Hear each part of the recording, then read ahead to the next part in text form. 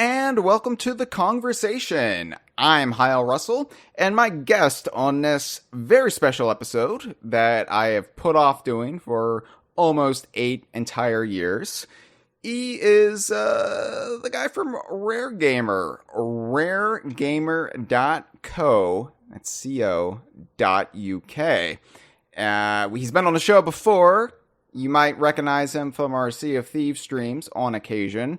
He's Steve McCorkell. Hello, Steve. Hey, guys. So, Steve, I invited you here because when I was making the decision that I was going to do the Spotlight series for Banjo-Tooie's 20th anniversary towards the end of this season of the Kongversation, I knew that Stop N Swop would have to factor into the discussion, but I also knew that it is such a mammoth, ridiculous topic that it would be one of two things. We would sell it short by folding it into the actual discussion of Banjo-Tooie, the game itself, or we would have it dominate an entire episode of it. And, I didn't really want to do either, and I was like, well, the best thing to do would be to kind of separate it and have it be its own episode of the show. And then I was like, well, if I'm going to do that, I might as well bring in Steve McCorkell to help me discuss Stop N Swop, because honestly, we all have our specialities in the fandom. Like, all of us at the head of these, long-standing Rare and DKU fan sites, we all have our areas of expertise. And there are two areas of expertise I associate with you, Steve. Rare cows. Okay, fair enough. And Stop N Swop. So when we eventually do an episode about the rare cows, which for those of you who don't know, that was an Easter egg hidden by the handheld team at Rare starting in the Game Boy Color era, and then sort of touching the Game Boy Advance a little bit. But, Rare Cows, Stop N Swop, and top 5 list. That's Steve. So... Well, I mean, it's only second to, Cobcock Day and prosthetic golfing fingers and, things of that ilk. Prosthetic golf. Yeah, I like how the stuff I am expert on is made up entirely. Oh, of course. It's just, we need a fanon reason why Diddy and Dixie suddenly have 5 fingers after Rare. Well, obviously it's prosthetic golfing fingers. All right. And yet Nintendo's never given me a check for that clever retcon of their updated designs. I mean, you're being robbed personally. I am. I know. I spent years finally crafting that bullshit. So I'm just enriching their brand, and they want nothing to do with me. So we have a lot to discuss. So I don't want to go off on too many tangents, because Stop N Swop will produce enough tangents as it is. Yeah, just skipping from game to game will be enough of a tangent, I think. This is, pretty much a mammoth task that we're undertaking today. It is. And you have already done an excellent feature on Stop N Swop on Rare Gamer, and I would recommend everybody who does listen to this check it out after the fact. It can be found at raregamer.co.uk, and I think it's the definitive history of what we actually know versus just rampant speculation. Although there's actually more we know now. That is true. I will have to update it with the Paul Makachuk interview that we've done. Yeah. Yeah. So I'll allow you to bring that to the floor during this podcast. But I realize that not a lot of people who are listening to this, who are more casual fans, they may not know what Stop N Swop is, although I'm sure they've brushed up against it in their time with the Banjo-Kazooie franchise. And so Stop N Swop itself wasn't a term that was really in vogue as a contemporary time of Banjo-Kazooie's release. It was kind of discovered, like, I think a year or so into the game's release, and of course, elaborated on after Banjo-Tooie came out. But basically what Stop N Swop is the solution, the game plan for that ice key in Freezezy Peak, in Waz's Cave, in Banjo-Kazooie. There's a lot of ins there, but it's nestled deep in the game there. That spinning ice key that you can see behind the orange Jinjo in Freezezy Peak. And the two locations that... Well, Mumbo shows you all of these on his magic Polaroid pictures if you get 100 Jiggies at the end of the game. But it's the Shark Food Islands location in Treasure Trove Cove that is holding the pink mystery egg or question mark egg, however you want to define it. And then there is the, I guess, tomb in Gobies Valley that's behind the door that Gobi was chained in front of, that in a sarcophagus, it holds the blue mystery egg. So Stop and Swap would have been the mechanism with which to bring those three items and maybe more into Banjo-Kazooie and maybe more. So it's basically a term that wasn't in vogue because we didn't know it was what it was going to be called, but it's, of course, a legendary bit of phraseology now. So we are going to call it Stop and Swap, even if we're discussing the time we didn't know it was Stop and Swap. Yeah, basically. that's fair. Yeah. So yeah, I just kind of buried the lead there, but in Banjo-Kazooie, in the actual game, there were those three mystery items that Mumbo tantalized you with at the end of the game. Although I have to say, as someone who is very observant and takes his time when he plays games, to as anybody who has watched my DK Vine Done slow stream of ukulele knows, I can take an excruciating amount of time playing a game because I really want to soak in every detail, especially in a 3D platformer, any 3D game really. I'm really just stopping and not swapping, but studying everything before me. And I remember swimming around Shark Food Island when I was first playing around in Treasure Trove Cove, thinking, what is this? This is a weird detail. Is there something to this? And I remember the same thing with like any of the doors in Banjo-Kazooie, not just the Gobies Valley door, but the doors in the transformation room in Grunny's Tower. There was always, it felt like there was always untold amounts of possibilities in Banjo-Kazooie. Like, maybe not confirmed mysteries, but it always felt like there was more than what the game was letting on. And no more was this the case than that spinning ice key that you could see if you went into first-person view up on the ledge the orange Jinjo was on in Waza the Walrus's cave. You could see this spinning key made out of ice on a pedestal behind this thick sheet of ice that you, no matter what you did, you could not break it. And I was kind of baffled by this when I first played the game before I beat it. It's just like, what? This isn't anything like we've seen up until this point. This doesn't seem to be tied to any Jiggy. I was really confused when I got all 10 Jiggies in Freezezy Peak, and that ice key was still behind there, because I was like, is this, am I missing something? Is this a joke that I'm not picking up on? Is this a reference to something that I'm not picking up on? And Waza never mentions it. It's just there.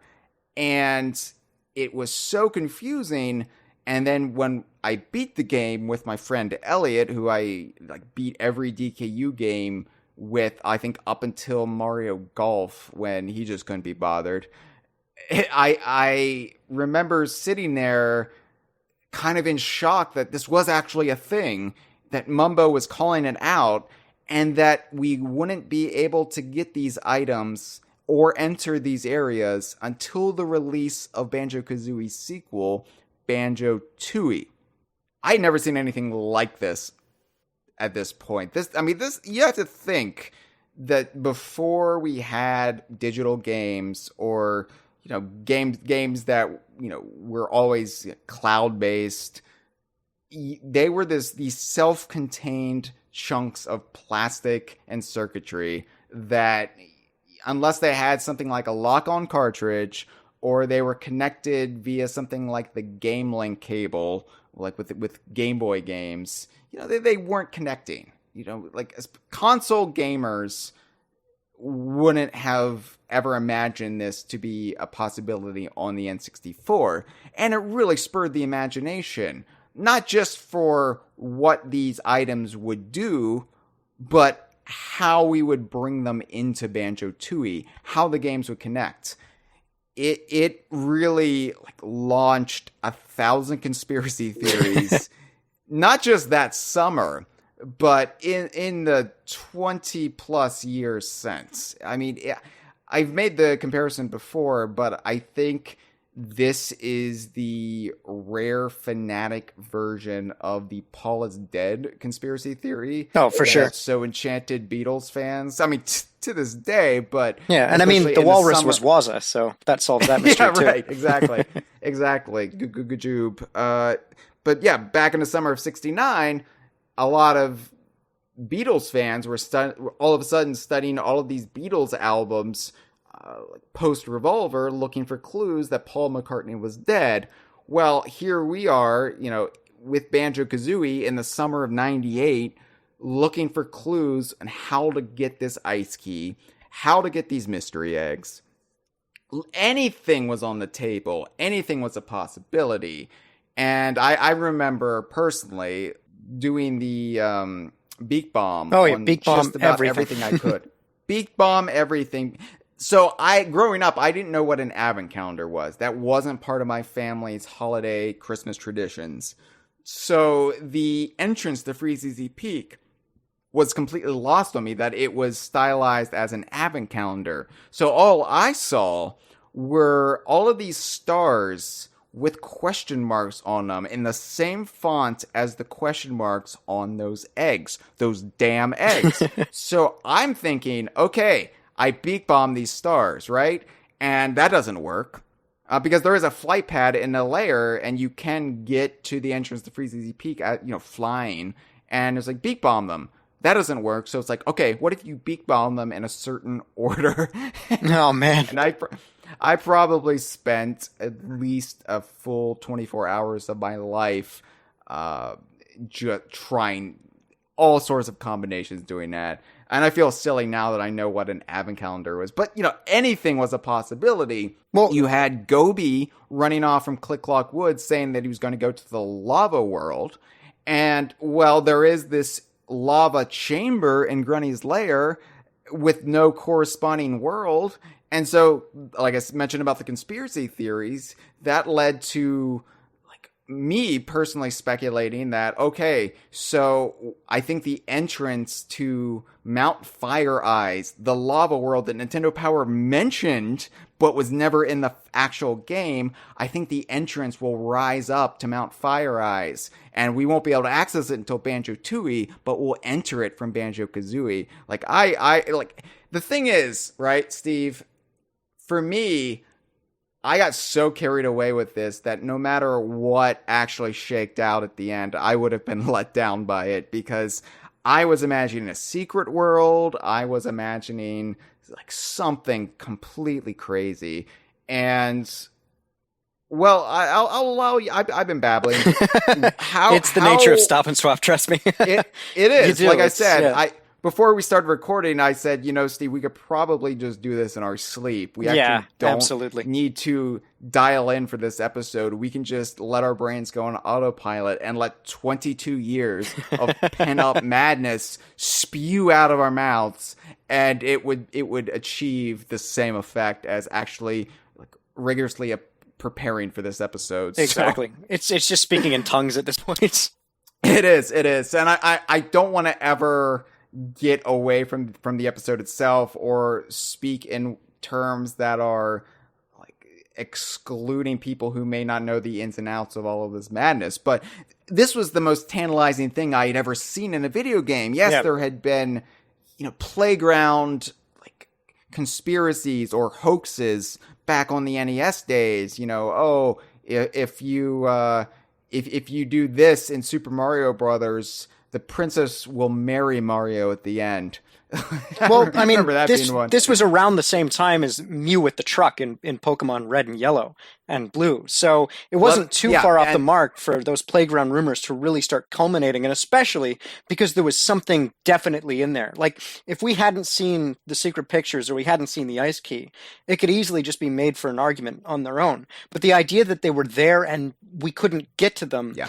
It writes itself. Any kid on the playground can go, well, actually, what you need to do is erase your file and then start a new file and do this specific thing and get all the notes except one in each world. Yeah, and it's a huge waste of time, but, you know, you just follow the scent, as it were. You know, there was no internet back then, so you just had to follow whatever the playground was saying. But there was an internet, Steve, because 98 was the summer I first got online. At the very least, it was where I started dipping my toes in the waters of America Online and their logdam, like free trial disc that were so ubiquitous everywhere in the U.S.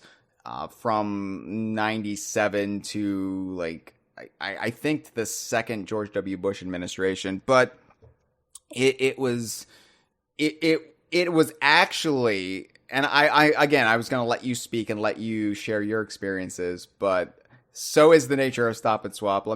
This mystery was what really, I think, got the ball rolling for DK Vine, because it started the chain of events where my friend Elliot was on America Online first, or at least he got on line, his family got online that summer, and I had been online in I think 97, but then that was when it like clogged up your phone lines, and AOL charged you by the minute after your free trial was over. So my dad was like, no, we're canceling this, it's not worth it, it's never going to catch on, this internet thing. But then AOL changed their policies. And so you could actually just pay a flat rate and not be charged by how long you were online, which is ridiculous with 22 years of hindsight. But my friend Elliot, we got on his computer, or his family's computer, looking for answers to what was going on, because surely the game was feeding you some bullshit about having to wait to Banjo-Tooie. The items are in the game. We saw them. Yeah, Mumbo they're already there. So, and it was like, but Banjo-Tooie's a joke, right? No, I mean, Banjo-Tooie makes Banjo-Kazooie look like joke, according to Mumbo, but it was like, this seems like just Rareware's, as I knew it back then, Rareware's sense of humor. And so at first I had gotten a magazine about Banjo-Kazooie, and I forget, this was one of the, I don't know if it was one of those many, many gaming magazines from the mid to late 90s into the early aughts that, I don't think it was EGM, it wasn't Game Pro, it was one of the other ones that like kind of Game Fan or away. something, yeah. Yeah, so, but I remember it was really cool. It was one of the coolest experiences of my young life at that point, where in the article of Banjo-Kazooie, there's this sidebar about these mystery objects. Like, spoilers, if you've beaten the game, and it's like, we don't know what this is about, but we're going to look into it. And if you have any thoughts, please email the author of this article. And I was like, let's do it. Let's do it, man. Let's do it, Elliot. Let's email this games journalist. And so we did, and we had like a correspondence with this guy who wrote this magazine article. It was like blowing my mind. And but basically it was a dead end. He didn't know anything more, and he wrote for a game magazine. If he didn't know anything more, then maybe this was supposed to be for the sequel. But I was undeterred, and eventually I discovered that Rare had a website, and that was the most earth-shattering thing to discover, that not only did Rare have a website, and not only was this topic broached on that website, but L. Loveday from the credits from the Rare games was the guy running it. And it wasn't long after that I got back online. And so you might imagine I started emailing scribes, and that eventually got the ball rolling. And I also started trolling the insider forums on Nintendo's website, the Banjo-Kazooie forum, to just like touch base with other Banjo-Kazooie fans. And a lot of them didn't want to hear me talk about the connections to Donkey Kong and how it was all one shared universe. They thought I was crazy. Accurate. And so I was like, yeah. So I was like, you know what? I'll start my own website. And yeah, about a year later. But anyway, so all that being said, yeah, like this was really the first time that I felt like I couldn't just rely on gaming magazines and talking with my friends in real life. I had to seek out answers beyond the Great Veil. I got online to figure out what this damn ice key and these question mark eggs were all about. And it was in pursuit of this that really like led me into the online Rare community. And eventually, you know, here I am 22 years later. But what were your experiences playing Banjo-Kazooie for the first time and discovering that there were these secrets? So the ice key is obviously like the entrance point for anybody playing the game because it's just one of those things you can stumble across. And at the time you're looking at this key spinning, and my first thought is, okay, I have to do something else to open this door, break through it, or do something to get to this key. And as you said, you do everything in Freeze Easy Peak, you're at 100%, and it's still there. It hasn't moved. So you're going, okay, I must have to do something in a later level. Like I had to get, Beak Bomb from Gobies Valley to come back here to begin with. So, or the running shoes, turbo trainers rather. So, there must be something similar later on in a level that I'll hit a switch or something like a witch switch and it'll open the door, and nothing worked. So I just remember at the time looking at it going, okay, this is really peculiar. And of course, I didn't 100% the game for months after. So for a while, it was just, I'll see what I can do. I'll look around and talk to my friends about it. And one of my friends actually said that Rare was trying to sell Game Sharks. So he didn't know how that whole thing, that relationship at the time, which was totally wrong, was working. But he said, yeah, of course, the only way you can get that is cheating the game. So they're trying to help Game Shark sell some unit. I love how that's like the kind of kid logic. No, that of course. They just speak with utmost certainty that, oh yeah, Snacker, he is the Game Shark, you see. Yeah. No, it was completely, no word of a lie, just completely flat like that. Oh yeah, you got to get Game Shark for that. And then for a time, I just left that because I went, well, I'm a 11-year-old kid. I don't have money for that. I don't have, I can't get a Game Shark, and I don't want to break the game because that was the big kind of presiding thought at the time was that if you hack the game, you could potentially break your stuff. Which I think Nintendo was pushing more than anyone else. But anyway. Oh yeah, Nintendo was infamous for like. Or also like when they were talking about Misty No and Pokemon, and yeah, it screws up your Hall of Fame, but it was just like, yo, that's actually in the game, Nintendo. Like, yeah, it's an exploit. It's not a hack, Right? Yeah. So that was my experience for a while. And funny enough, in a similar way that Stop N Swop kind of brought you to DK Vine, Stop N Swop was directly responsible for getting me to Rare Gamer. Because around the time that YouTube first started coming out, people were kind of uploading video game clips and just little secrets and stuff. I remember Ocarina of Time was huge for, check out the Triforce. And absolutely nobody was doing Stop N Swop or Banjo at all. And at the time, I figured this is a huge missed opportunity because this is actually a secret. This isn't just a rumor about trying to get a Triforce somewhere. This is concrete information that we know about. So I created a YouTube channel talking about Stop N Swop and soon discovered an online community called spiralmountain.co.uk. So I went to that site, signed up, kept on doing the YouTube in between it. And then I got really invested because, they were such welcoming people and, huge hardcore Rare fans. So I figured, this is the place to be. And they then turned into rarearchives.co.uk and then raregamer.co.uk as it exists today. So if it wasn't for Stop N Swop, I would probably say, again, just like you and DK Vine, it's like, would Rare Gamer still exist in my capacity of, even writing up this Stop N Swop guide? So I think Stop N Swop in a lot of ways was like the rabbit hole that really led like me to actually pursue Donkey Kong journalism as a career. Yeah, granted, true. I took a lot of detours, before I hit that point because this was just a hobby for me. But Yeah, it is crazy how this was like the indoctrination of like the cult of Rare. And I think it's because it was such an audacious idea. Even before we knew how it was supposed to work, we had never seen anything like it. I was thinking it was going to be a log-on cartridge. Like Banjo-Tooie would be something like Sonic and Knuckles, which even as a Nintendo kid who didn't have a Genesis, I still knew of Sonic and Knuckles because those commercials, aired during kids programming. And I was like, that's the coolest thing I've ever seen. And it's a very un-Nintendo-like thing, though, to create a new, like, game cartridge just for one game. Well, I mean, they love their add-ons and accessories, but it's not something that Nintendo would have really done, especially during this era, for one game that would come out near the end of the system's lifespan. Yeah, for sure. Not even to mention the logistics of trying to reverse engineer a process like that is, a nightmare. Yeah, so. But you don't know that as a kid. You don't know that as a kid. You just think, this is how it was done before, and this is how it could be done for this. So,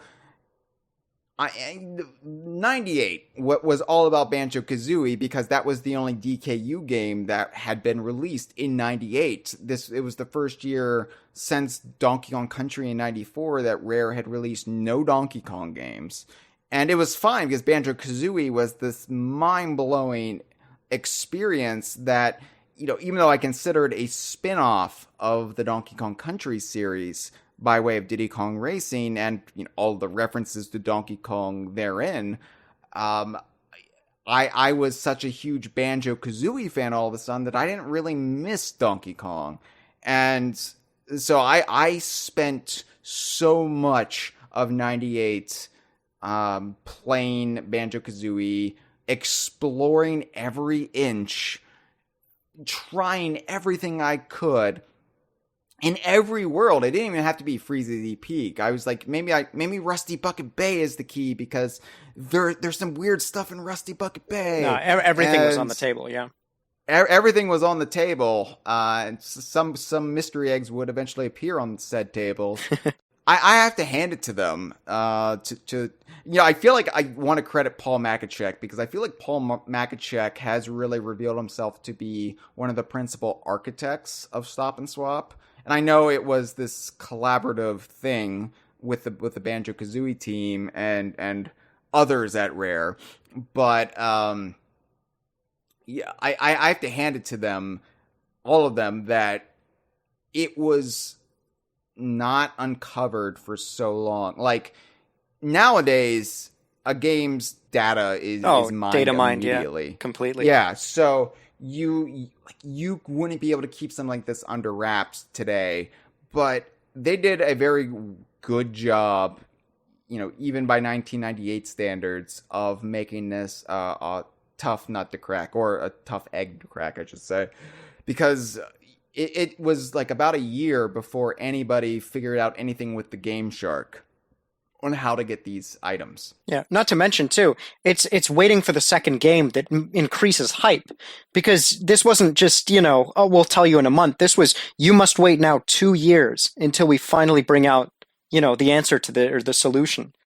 Well, we didn't even know it was going to be 2 years. They say it's going to be in Banjo-Tooie. We didn't know. Of course. They didn't give us a release date, and I knew that Rare had to be working on the N64 Donkey Kong game. So I was like, is Banjo-Tooie going to come first? What about Conker? Because Conker still wasn't out. And so there were all these questions, and it really was like the height of the DKU. Because, not only did Banjo-Kazooie come out, and we were guaranteed, at least by Mumbo's words, a sequel like from the very release day of Banjo-Kazooie, but we also had Conker and what we would come to know as Donkey Kong 64 still to come. So it was just like, oh my god, there's just an abundance of riches. So eventually my eyes strayed from Stop N Swop because, well, I didn't know Stop N Swop, but strayed from the Ice Key and Mystery Eggs, because on New Year's 1999 Nintendo and Rare jointly announced Donkey Kong 64 would be coming out. And so, this has been the game I'd been waiting for since I first learned of the Nintendo Ultra 64. So I was like, okay, I can kind of put down Banjo-Kazooie for a while and really focus my hype and speculation on DK64. Little did I know at the time that DK64 was also tangled in this web. There's no escape.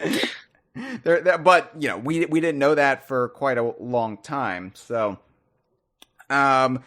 basically, you got to flash forward a bit, but eventually that Game Shark did play into the first gamers getting their hands on the ice key. That is true. My childhood friend was not full of shit after all, it seems. Well, Rare definitely didn't want it to go about this way. No, for sure. And this was not the correct way to go about it in any way. But I'll let you explain this, because I remember being fucking furious when people were doing this. This was kind of like, because, I was into Cult of Rare at this point, and I was like, this is not what Rare wants us to do. You're ruining it.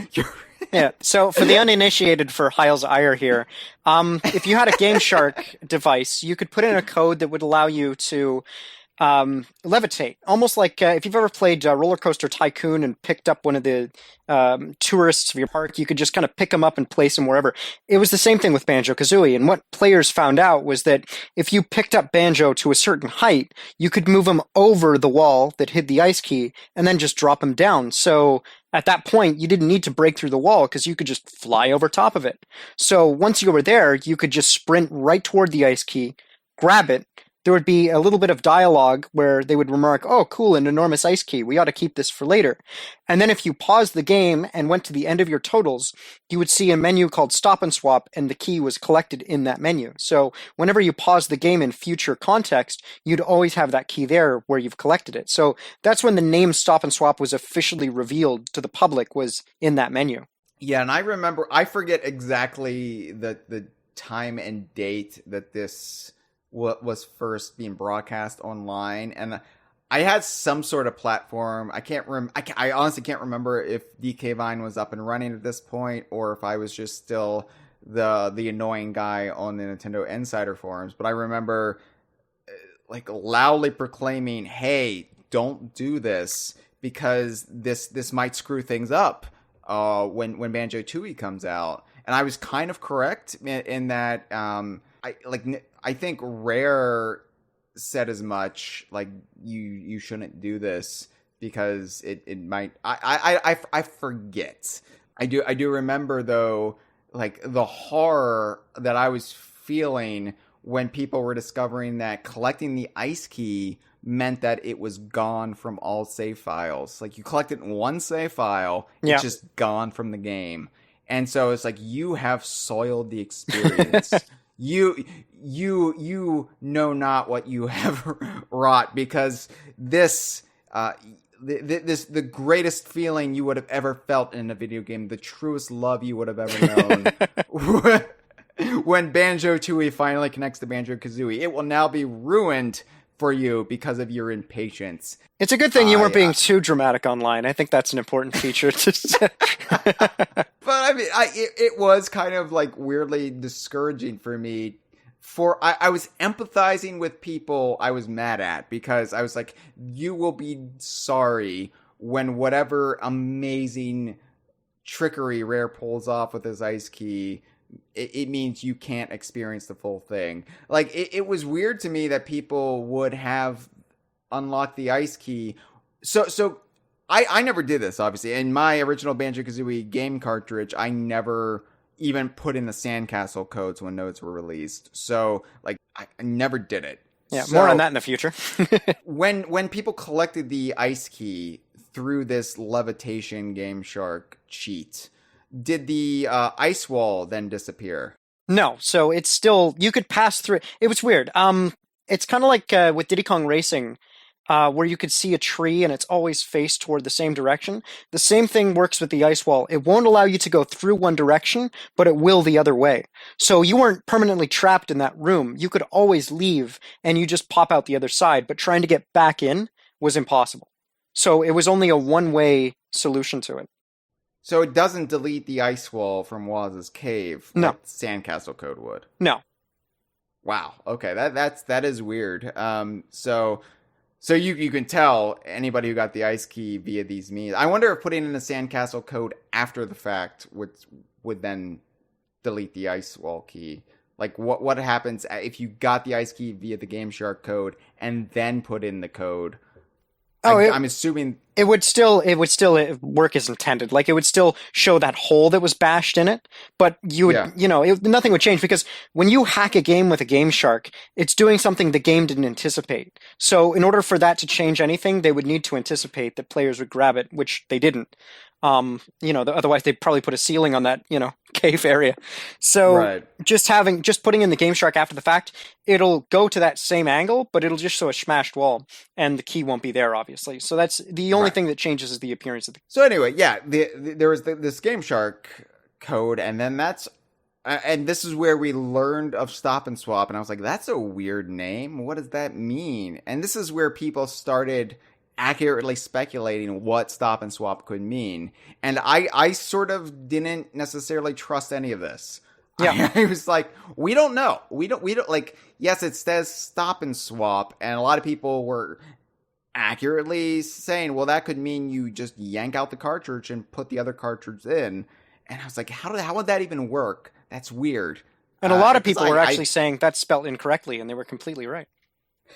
Yeah, it's one of those weird, rare anachronisms like Jungle Hijinks, where it's just their own branding on spelling, just butchering the language, but somehow making it work for them. Yeah, anyway, I think that I kind of shut down to all of this. I remember kind of going numb, just like, I don't want to know any of this. And I was just compartmentalizing it in my brain. Like, yeah, there's this Game Shark code. Yeah, Stop and Swap is a term that might have some relevance, but it's not really official until I see the way Rare intends it to be done. Right. And who knows, maybe this menu isn't even, maybe this is like an artifact of an earlier iteration of it that won't even come into play. Let's wait and see, everyone. Yeah. Well, the presiding belief even online was that if you used a Game Shark to get it, that might screw you for a future interaction. So there was a lot of people, I think, filled with dread going, oh, I hope I didn't, because once it's written to the cartridge, it's written. Like, as you said, It doesn't matter if you delete your file or whatever. So I do know people that had 2 copies of the game, one a Game Shark copy and one a virgin copy that they would kind of save and go, well, I'll use this one for the intended method. But for bragging rights on the playground, oh, I got the ice key. Look at me. I've 100% of the game. So there was still that sort of bragging rights angle to it. But there was that feeling that, hey, if you did this, if you cheated to get here, you're going to pay for it later. And, that was the presiding notion anyway. Yeah, that was definitely my go-to line. Like, you're going to be sorry. But yeah, anyway, so Donkey Kong 64 came out, kind of underwhelming, although I was in denial. I was in denial for a while. I was trying my best to have DK64 be the game I really wanted it to be, and I enjoyed parts of it. I talk trash about DK64 too much. Like, I enjoy elements of DK64. I don't want people to take me wrong. Like, I don't hate the whole thing. It's just, compared to the Banjo games, DK64 is a slog, and there are large sloggy bits of the game. So once DK64 was kind of in the rearview mirror, then Rare announced Banjo-Tooie, and then all attention shifted to Tooie. And even though, like, we were excited about the game itself, I think the big draw for those of us who had been around since the first game was the ice key, was the mystery eggs, and exactly how the two games connect. And Rare was tight-lipped about it, and we didn't really realize why they were so tight-lipped. We thought it was just them being their normal, cheeky, secretive self. But little did we know that by this point in the year 2000, early 2000, that the reason they suddenly like clammed up about any connection between Kazooie and Tooie was because any connection between Kazooie and Tooie had to be scrapped. So to be fair, too, they had a tepid seat back in those days. They did do that in a rumor mill, like leading up to it. So they had an official on their website thing, but you would think at this point they'd have it as a selling feature, like, hey, do this in Banjo-Tooie, like on the box.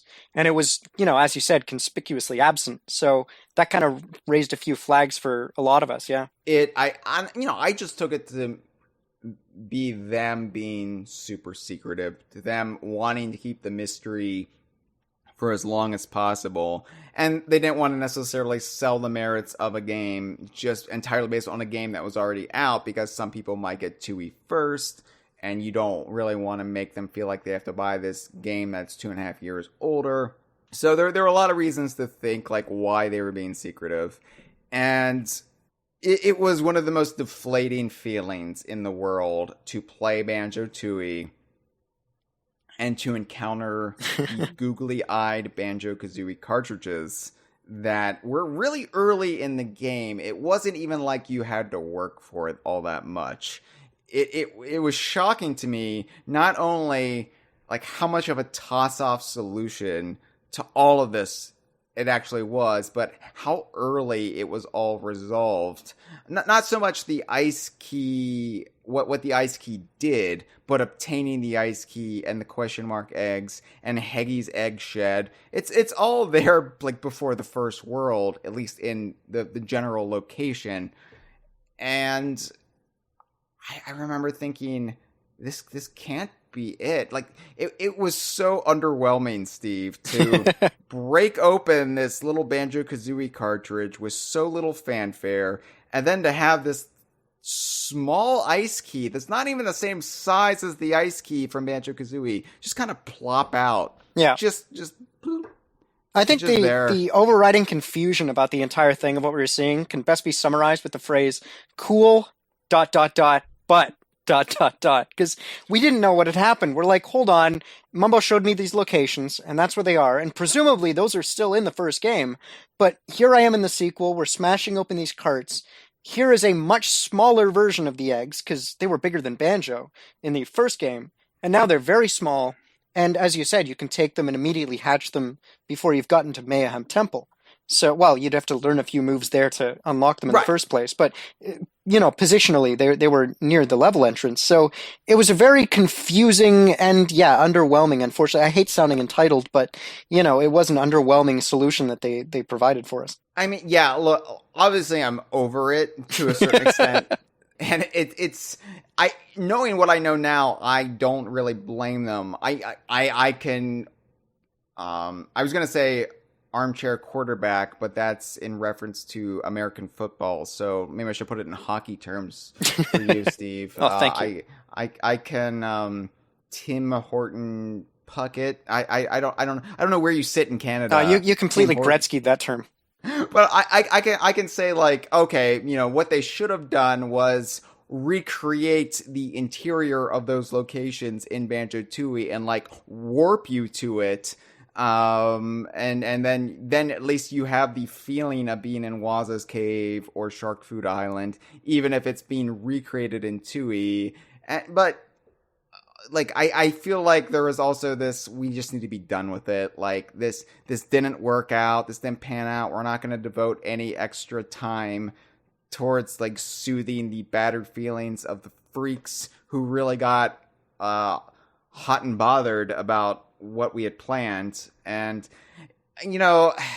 see, I was the opposite, because I went into this thing thinking, oh, Banjo-Tooie is going to show us a solution, and not getting that, it just spurred me even more, like it raised even more questions, because now you're going, okay, so what's in the first game, how do we get there still? It was so underwhelming. And the fact that, I had been imagining that the ice key would unlock the lava world that Gobi was hiding in, or fungi forest. I forget, because in Donkey Kong 64 it's one. Yeah. And the original Banjo-Kazooie name was another, and I always get them switched in my head. But fungus forest. Yeah. I was like, these are going to unlock new worlds. Like, that was the big fantasy for me, that there was an entire world or more in Banjo-Kazooie, or that would be accessed via Banjo-Kazooie in Banjo-Tooie. And the fact that it was, so I'm getting ahead of myself a little bit. So as you get Stop and Swop. That's Stop and Swap, baby. You get miniature pink ?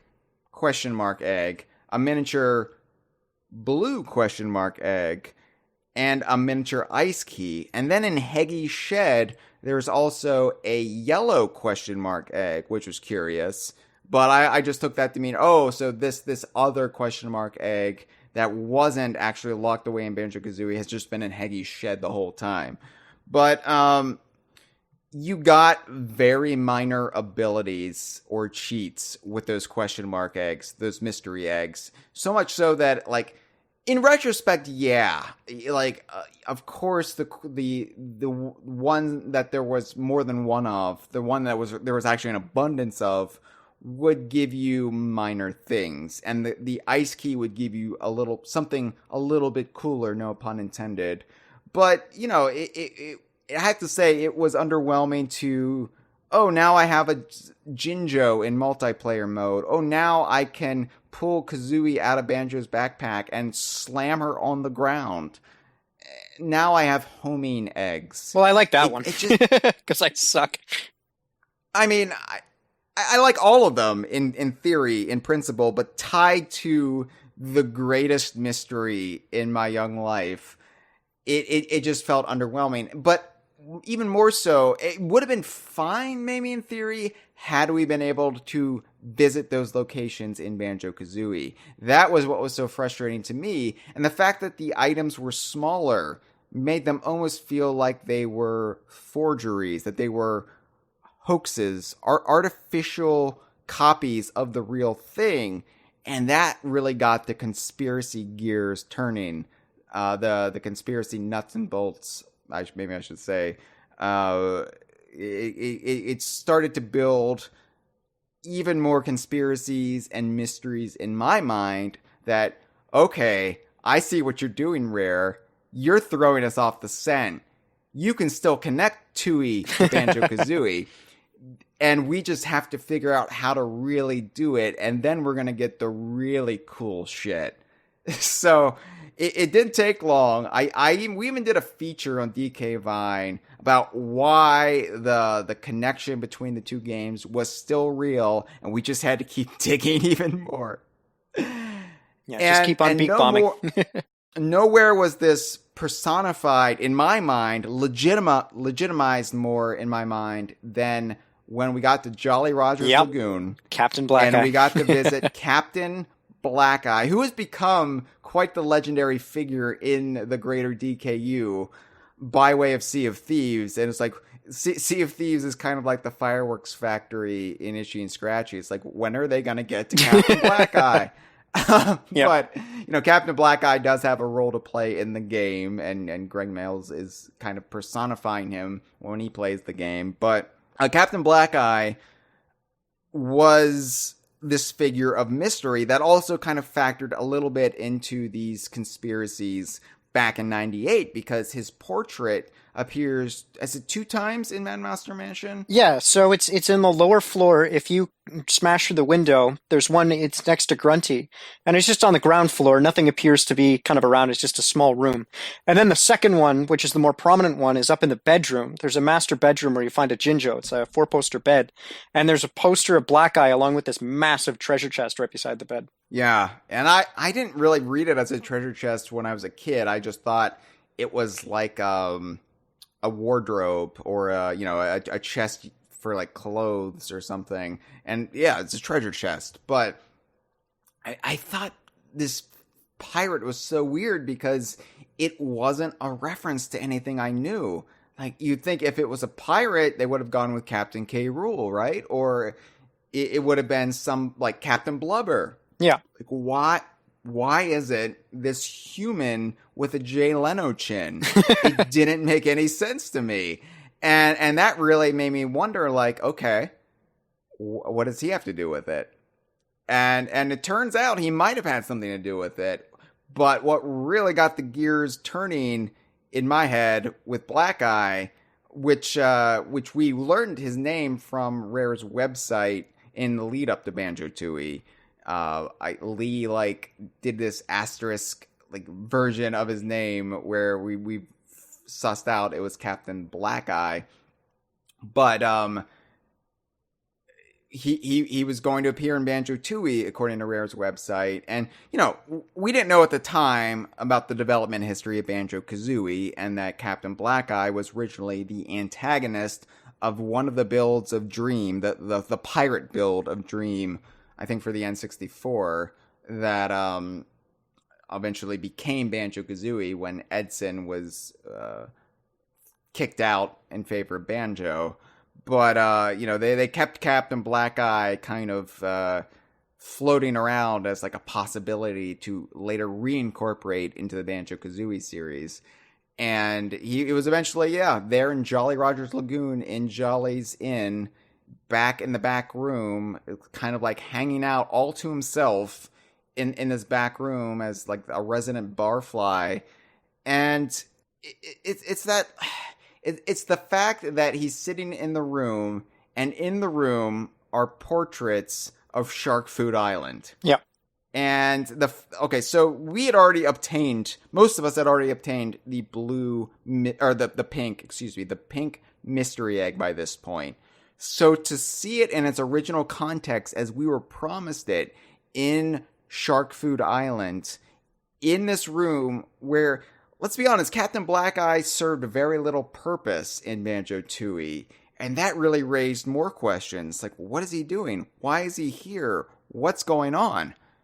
Not only that, but his purpose, it leads to a dead end. Because, like in the original Banjo-Kazooie, if you collect everything in the game, you fill in every portrait, you're left with 2 leftover jiggies.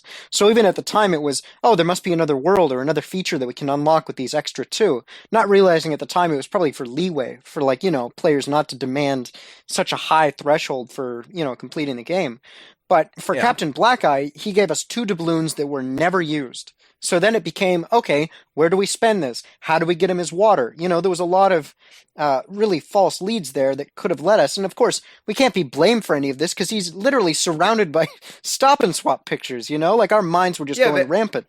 They were egging you on. Yeah, again, to bring it back to the Beatles, it's okay, Beatles, if you put in reverse that Paul is a dead man, of course I'm going to think he's dead. Precisely, yeah. Yeah, and so, Blackeye kind of he's I think supposed to read as seasick, but alternately you could be read that he's drunk because he passes out, he falls over drunk, and then at that point he's done. That's it for Blackeye, this character that was kind of built up in our heads and by the promise of Rare's website, and then he's in this room by himself. He gives you 2 doubloons that you can never spend. Yep. And then he falls over, surrounded by Banjo-Kazooie mystery paraphernalia. Yep. What was up? And then keeps on repeating the same 3 nonsensical, at that point, lines of dialogue. So they're just vague enough to be applied to a lot of things, where at the time we didn't know about Dream, or Captain Blackeye, or Edson, or anything. So we're just led to believe, okay, this is contextual to Stop N Swop, so how do we make that connect? Yes. And this really, I think, staved off the misery we would have felt over the underwhelming solution to Stop N Swop, which was the Banjo-Kazooie game cartridges. In my head, this was enough hope to keep the mystery alive well into 2001. And I don't even know when I eventually just gave up and I was there's nothing. But it must have been probably peaking into 2002. Where I was still maybe they're gonna reveal it, and it was they've got to do it before the GameCube comes out, right? There's not really gonna be a point if they don't fess up soon, and so I remember having all sorts of crazy theories that Blackeye would, if you got him his water and you sobered him up, he would somehow take you back to the original Banjo-Kazooie. and somehow like, and I got really fanciful with it, Steve, and I'm embarrassed to admit that, I thought maybe he would sail you on the Rusty Bucket back into Rusty Bucket Bay, and then like you could access everything in the game and then sail back into Jolly Roger's Lagoon. Like, I don't even know how that would work. Well, but, I mean, it's not far off the mark, because when people were doing a lot of investigation back into the first game to find any tangential link to Blackeye, they found that map in Rusty Bucket's room, like the map room, where it shows you an X over Shark Food Island. So immediately people started jumping on that too, and it's these little things that Rare pays a lot of attention to that at first glance you pass over, and then it just builds the conspiracy even more. If people wonder why I'm built the way I am, in that I like to do these like mysteries within my own podcast, and I'm like, if you could find the missing episode of season 6, this is why. I was broken at a very early influential age by Rare and these games, and I just want Stop and Swap to work, damn it. And so I'm creating my own. So Greg and Paul, if you're listening at the time, 2 lives, all right? If you're keeping track, 2 lives that have since been just inexorably ruined by your meddling here. Yeah. I mean, look, I have to be honest, I wouldn't trade it for anything. Oh, me neither. As disappointing as it not amounting to anything at the time was, it was so much fun having this. Just, I'm sure like a lot of Zelda fans had a lot of fun exploring every nook and cranny of Ocarina of Time, looking for the Triforce, even though we had a lot more to go on than they did. Yeah. So, I love this kind of stuff in video games. Let me just say up front, like, this is what video games need more of. Absolutely. Big mysteries that, maybe there's a solution, maybe there's not, but they keep you coming back. And it's just like why, like in real life, I often bemoan that conspiracy theories aren't fun anymore. They're like designed to be sinister. But when I was a kid, like conspiracy theories were about aliens. Yeah, Bigfoot, Loch Ness Monster. The crypto stuff. That's my bread and butter. That's the interesting stuff. Dead celebrities have actually faked their death, or alive celebrities are actually dead. just stuff like that. That's, basically harmless and it makes the world seem like a more magical place than it might really be. And I love that in video games. That's why, like, the Grand Theft Auto series, people are always surprised that I was like a fan of those. And, I don't really necessarily like going around, shooting people and clubbing hookers. But what I really love is the freedom of exploring a world and also the mysteries that might pop up. So San Andreas, Bigfoot in that game. And they actually incorporated later on, a lot of stuff in 4 and 5 where, paying tribute to the mysteries that sprang up there, where you got UFOs, you've got actual Sasquatches. So I love this kind of stuff. I love that Sea of Thieves has some level of this, its own urban legends, but then you've also got stuff like the Shrouded Ghost Megalodon that is just virtually impossible to ever encounter, but you always keep up that hope that you'll see it and that you'll check off that commendation and Box of Wondrous Secrets and other stuff like that. So I'm not complaining. Like I want to put that up front. Like, as disappointing as it was that we didn't get any of this, the ride itself was almost worth the price of admission. Exactly, and it keeps you coming back too. Like years after you've completed it or whatever, you will keep coming back to this mystery and just keep on raking over it, just because it is fascinating. It's something that's unsolved. It is, and it, like, honestly, like the secrets in Banjo-Kazooie, I'm still tantalized by them, and I know people have poured over the game code at this point.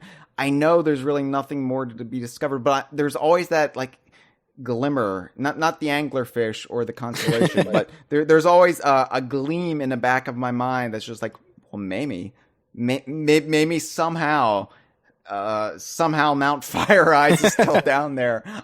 Who knows, Well, on that note, should we then kind of, because as far as anybody knows that's never heard about Stop and Swap before, we're talking about 1 key and 2 eggs that didn't get transferred, and we haven't returned yet to Banjo-Kazooie.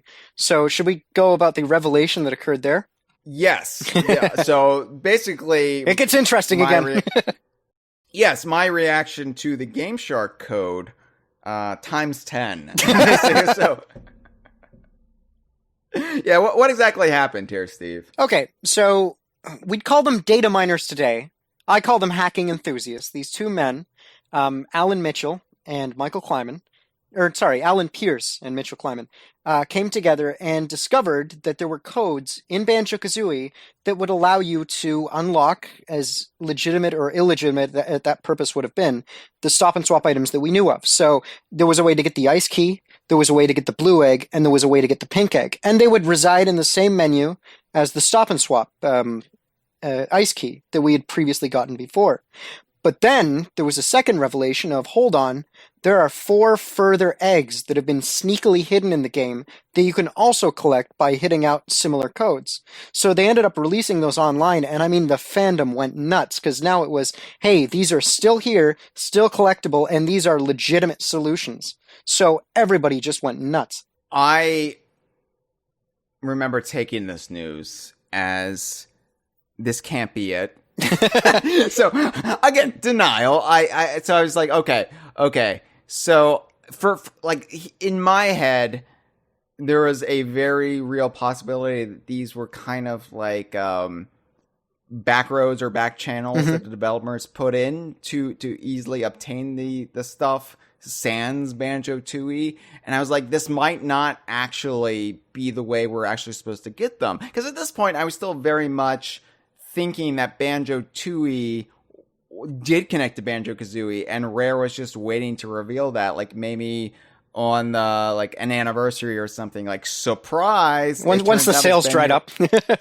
Yeah, and then that would like I thought it was all just a marketing ploy. Like they wanted to sell Banjo-Tooie on its own merits, and then they'll wait a while, and then they'll be like, bam, here's this huge thing. Now go, if you haven't yet, people run out and buy Banjo-Kazooie and Banjo-Tooie, you know? Like that was my thought, and I was like, this is salting the earth for people. Like they're going to do this, they're going to sully their game cartridges, and then it's not going to work when Rare actually reveals. And Rare was tight-lipped about it too. That's the thing. Like Rare, I can't remember if they actually responded to it, but for as open as they were on their website, sometimes in a shocking way, like the fact that they essentially revealed that they were working on Donkey Kong 64 before Nintendo actually announced it was this, like, you would never see that today in the era of like tight-lipped corporate secrecy and NDAs. Like, you know, occasionally, you know, a Rare dev will let something slip on a Sea of Thieves stream, but it's never going to be like, we revealed a whole game. Unless you're James Thomas.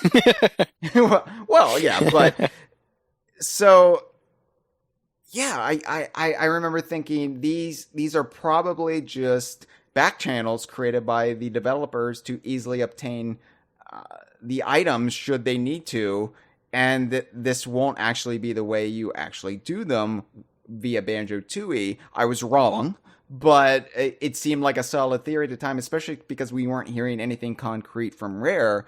I was just like, everybody needs to chill out. And I remember DK Vine issuing a statement because we were so important that we had to issue statements. Oh, yeah. But I was like, we were like, don't do this. You might regret it. Like, let's just stand by and wait to see what Rare has to say. But, yeah, the big revelation here, I know we should read out all these sandcastle codes. We should. Because they are a mouthful. But, the big revelation here was that there were more mystery eggs hiding in Banjo-Kazooie all along, and sometimes in places that have long been bandied about as part of the conspiracy theories for Stop and Swap, like the cellar in Mad Monster Mansion, the wine cellar that was kind of X'd off with metal that it was like, whoa, is there anything behind there? And turns out there was. Yep. So should we go through them then? We'll go one at a time. Oh god, we'll trade off. Okay, so yeah, let me. I'll start with the ice key because that's my fetish. The ice key. I mean, so many wasted days of my life. So if you go to the sandcastle and just keep in mind, if you're doing this on the original N64, And if you've never done this, this is a one-shot deal. Like yes, obviously there's never going to be a connection now between the original cartridges, but that if you like seeing this stuff in their original form on the game cartridge, doing this will make it universal, at least until like all your data deletes, your battery back data deletes. So don't do this if you're really accustomed to Shark Food Island being under the water, the ice key still be spinning in Woz's cave, because it's one and done, and then it's forever there. So type in cheat in the Treasure Trove Cove sandcastle, and then type in, now you can see a nice ice key which you can have for free. And it'll take a while to do that, but that will then cut to a shot of the ice key, still in Woz's cave behind that orange Shinjo, and then but its window is smashed, and now you can go to Now you can go to Freezy Peak and collect it for yourself, as if you levitated with a Game Shark. Exactly. So the next one is the Blue Egg in Gobies Valley. So we're still on the Stop and Swap items that were shown to us. So this is nothing groundbreaking for, the revelations. But if you were to go to the Sandcastle again, you can choose to type these all out in one long session, or you can collect and then come back. But if you're in the Sandcastle and you type in cheat, you follow that up with a desert door opens wide, ancient secrets wait inside. If you do that at the very end, you'll get a still shot of the desert door that Gobby was in front of, and it'll now be just mysteriously open, like the wall is completely missing, and you get to run through it and slam the sarcophagus lid open, and the blue egg is there for you to collect. So the pink egg, if you type cheat, out of the sea it rises to reveal more secret prizes. Then we've got a cutscene of Shark Food Island finally rising up from the ocean, and then you can go inside of it and go up that long winding pillar as seen in Mumbo's Polaroid, and finally get that pink egg that's so long tantalized us. For me, like, the pink egg is the quintessential mystery egg, Steve. Like, no offense to the blue one, but the pink one is the most tantalizing one, because for me, like, it is, Shark Food Island is more of a intriguing location, and it's right there in Treasure Trove Cove, which is like the central hub for all of this. So that to me is what I think. Plus, there's that render of them holding that's true as well. Yep. The pink question mark egg with the ice key, and they made a render of it in '98. Like, that's illustrating exactly what you couldn't do with them, which was perfect. Yes. So the next one is, so this is where everything just went complete batshit, because now you have eggs that were never teased by Mumbo, that up to this point, nobody believed they were even on the cartridge, and here you are typing in a code to get them. So if you go to the Sandcastle after retrieving those ones, and you go, cheat, don't you go and tell her about the secret in her cellar, that X barrel in Mad Monster Mansion will be removed. The barrel lid is missing, and now there's a long corridor that leads really deep into a secret passage into a barrel, which I think is probably one of the coolest secret locations, just because it has this, secret tunnel that nobody saw. And on the center podium in the middle of this wine barrel, in this cask, is the cyan egg. Yes, so not only was this something that we didn't really know, like, we'd speculated something was behind there, but we didn't really know. Not only was this a revelation of that, but this is also where I learned the color cyan. Because it's like, wait, you mean light blue egg? No, cyan egg. Oh, okay. So, then also in Mad Monster Mansion, it's weird that there are two in Mad Monster Mansion, which opened up some Ghoulies. Conspiracies about more conspiracies on top of conspiracies. Yep. I feel like this is like InfoWars all of a sudden. And, I mean, the frogs are gay. So anyway, so we got cheat amidst. It's AMIDST, when I don't botch the English language. Amidst the haunted gloom, a secret in the bathroom. And that will plop a green mystery egg on top of Lago. Lago the toilet. That's weird because up until this point, all of the mystery eggs were in these new locations or these like long corridors or hidden islands that were like representing new terrain, and then all of a sudden just a question mark egg just appears just in this very like normal location. That felt off to me, and that really raised some mental eyebrows in my cerebral cortex, because I was like, that doesn't feel right to me. Something's off about this, and that really fed into me believing some of these conspiracies that we'll discuss here in a bit. But anyway, that gets you the green egg. Yeah. So then following up on that, the second longest one, until you get to Clicklock Wood, was in Rusty Bucket Bay. And if you go into Treasure Trove Cove and type in cheat, this secret you'll be grabbing in the captain's cabin, that'll cause the red mystery egg to appear rotating on the bed in Rusty Bucket Bay in the captain's cabin. And again, like Hyle just said, these were areas that you've already been to, so there should be no reason that you missed out on these items. And it seemed odd that every other item got their own special little unique location, hidden somewhere in the game, but these ones didn't. They just appeared there. So it fed into a lot of conspiracy, into a lot of fakery as well. And that leads us to the last egg as well. Yes, and the last egg is the yellow mystery egg, which of course we saw a yellow mystery egg in Heggy's shed in Banjo-Tooie, which is weird, because it was like the first case of one of the eggs not really aligning with Banjo-Tooie, because the ones that we knew had existed from Mumbo's Polaroid demonstration came from Banjo-Kazooie cartridges, while this one was already in Heggy's shed. So all of a sudden we had a new origin point for the yellow egg. But if you type in cheat, and then now Banjo will be able to see it on Nabnut's table.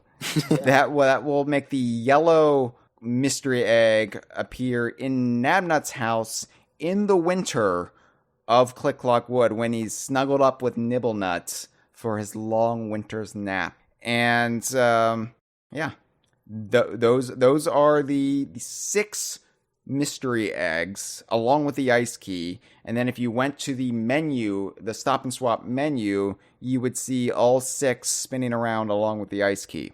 Yep. So up to that point, we'd all thought, okay, we have the items. Now what do we do with them?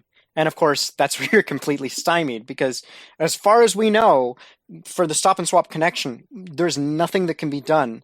Banjo-Kazooie will always be ready to give those items, and no game in Rare's library will be able to accept them.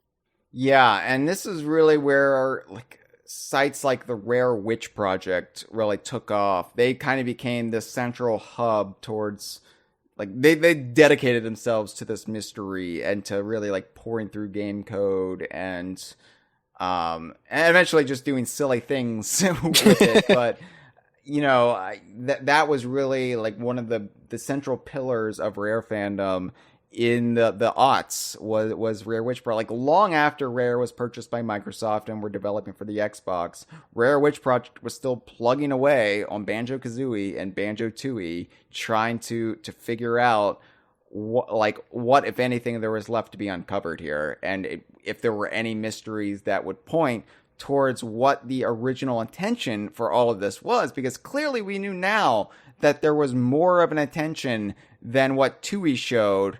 If the original banter that we got from Rare about the mystery items in Kazooie wasn't enough to clue us in that no, originally we weren't just supposed to visit googly-eyed game cartridges in Banjo-Tooie and get miniature versions of the items. There was actually supposed to be more to this, but it would be several years until we got more answers.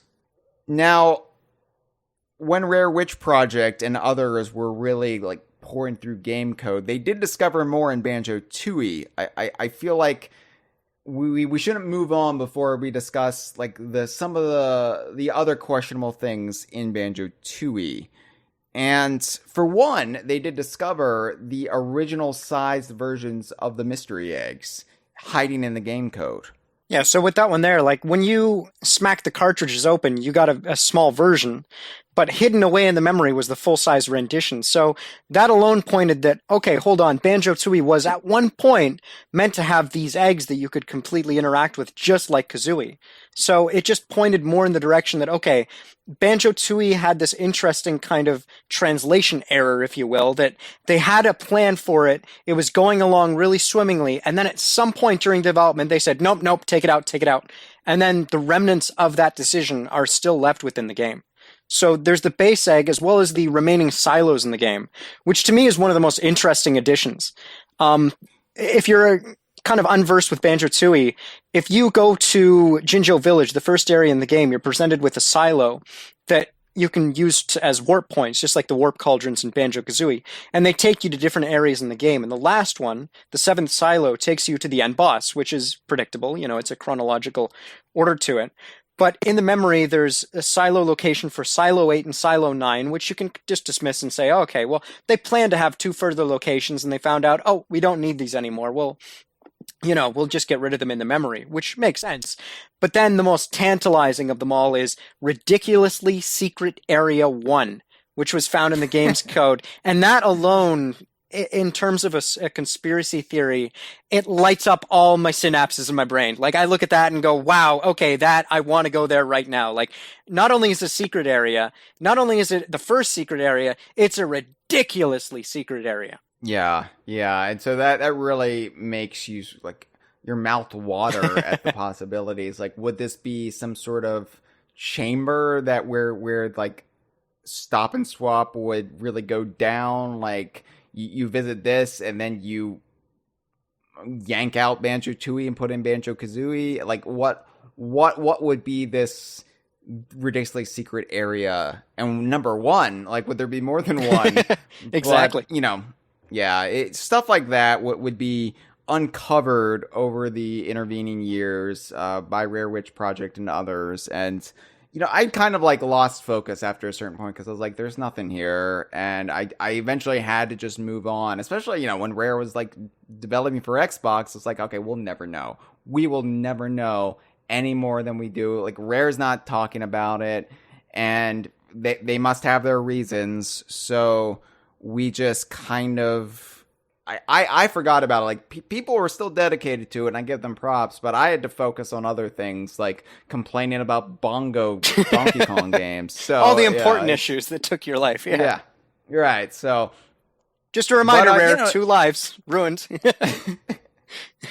There were other areas in Banjo-Tooie that really like made people wonder, because when you went into Grunny's lair to visit Cheeto from Spiral Mountain, it was weird that Grunny's lair had, in parentheses, entrance, right? Because if this was the only place in Grunny's lair you could visit in Banjo-Tooie, why did you have to specify that it's the entrance?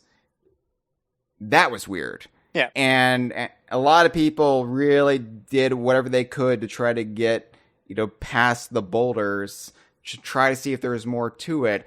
Nothing's there. Yeah. But Steve, like, I first learned about this from you. Oh, so okay.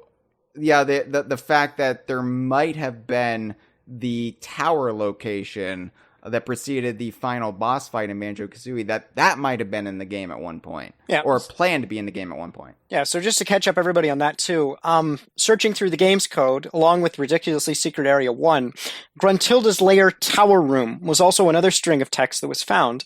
And the Tower Room, as Hyle just stated, it's right before the final battle. It's the place where you're supposed to go up and unlock all the secrets, like the extra honeycombs, the egg refuels, the feather refuels, the body switching machine that Grunny has there. It's all that one location.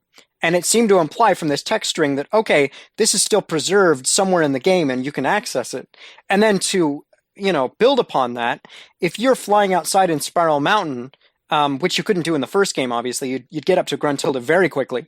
You can get in the flight pad and go toward the window that the tower room would be on the other side of. And hackers and data miners soon found, hey, this location here is actually like marked out. Like there's a piece of the game's asset that's supposed to represent a broken window, and it's supposed to be placed here. So the leading logic then is, okay, there's this location that we can approach in our game, and the idea is that you can smash this window and then get into Gruntilda's tower room if that was, the way to get to it, which it seemed like at one point that was the idea that they were leading with. And that's interesting to me because you mentioned the body switching room, or as I call it, the transformation room. That was such a central location to so many mysteries of Banjo-Kazooie for me, because there were the doors that had the original door knockers on them that were carried over from, I think, the earlier build, the beta build of Banjo-Kazooie that we saw screenshots of in Nintendo Power. Yeah. But I remember making that connections, pouring through old Nintendo Powers, looking for beta screenshots of Banjo-Kazooie to help solve the mystery of Stop N Swop, seeing that the door knockers matched up to the transformation room, and then thinking what is there something behind there? Is there more of the layer that will be revealed via these mystery items? And, who knows if that was ever the case, although with Game Shark, people have gotten past the door. Yeah. Or just through manipulating the game code, they have gotten past the door, and I think you just fall through an abyss. But there is stuff behind the door, so that's always been tantalizing to me. What could have been? And had you been able to visit it in Banjo-Tooie, that would have been really intriguing. Yeah, and for the doors too. So the first door, I think it's the one on the right. It is a path to abyss, which you go through it and you'll fall. But the second one actually has a little pathway that extends, the one on the left. But the problem with doing that is you go, okay, well, that's proof positive, but they had a scene, a cut scene where you see Klungo open the door and walk through. So you go, okay, well, they needed obviously to map that out. But to play devil's advocate as well, the cyan egg, if you hack in and get to that area before it's meant to be unlocked, it is Black Abyss as well. So, it does feed into a lot of conspiracy theories that, hey, maybe there was a code that you could unlock this area behind the transformation door and positively get somewhere. This could have been the point where you're meant to swap. So that was the leading idea. And then the one that I really like, I think this is one of my favorites, is the torn portrait in Gruntilda's lair when you first walk in. Because in Banjo-Tooie, the lair is in ruin, there's boulders everywhere, and there's a massive gash in the middle of the portrait that you can hop in. And the intriguing thing about that is that there's an area behind it. And that seems to imply that in Banjo-Kazooie, there'd be a similar gash or a similar area rather, that you could hop through.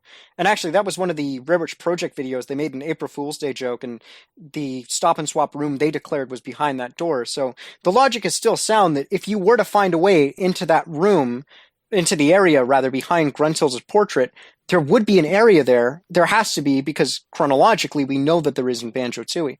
So it's just one of those little tidbits that Rare leaves behind as, super focused to an attention to detail and lovingly crafted as these games are, that, the fans, we pick up on them and we just go nuts with it. We obsess over it.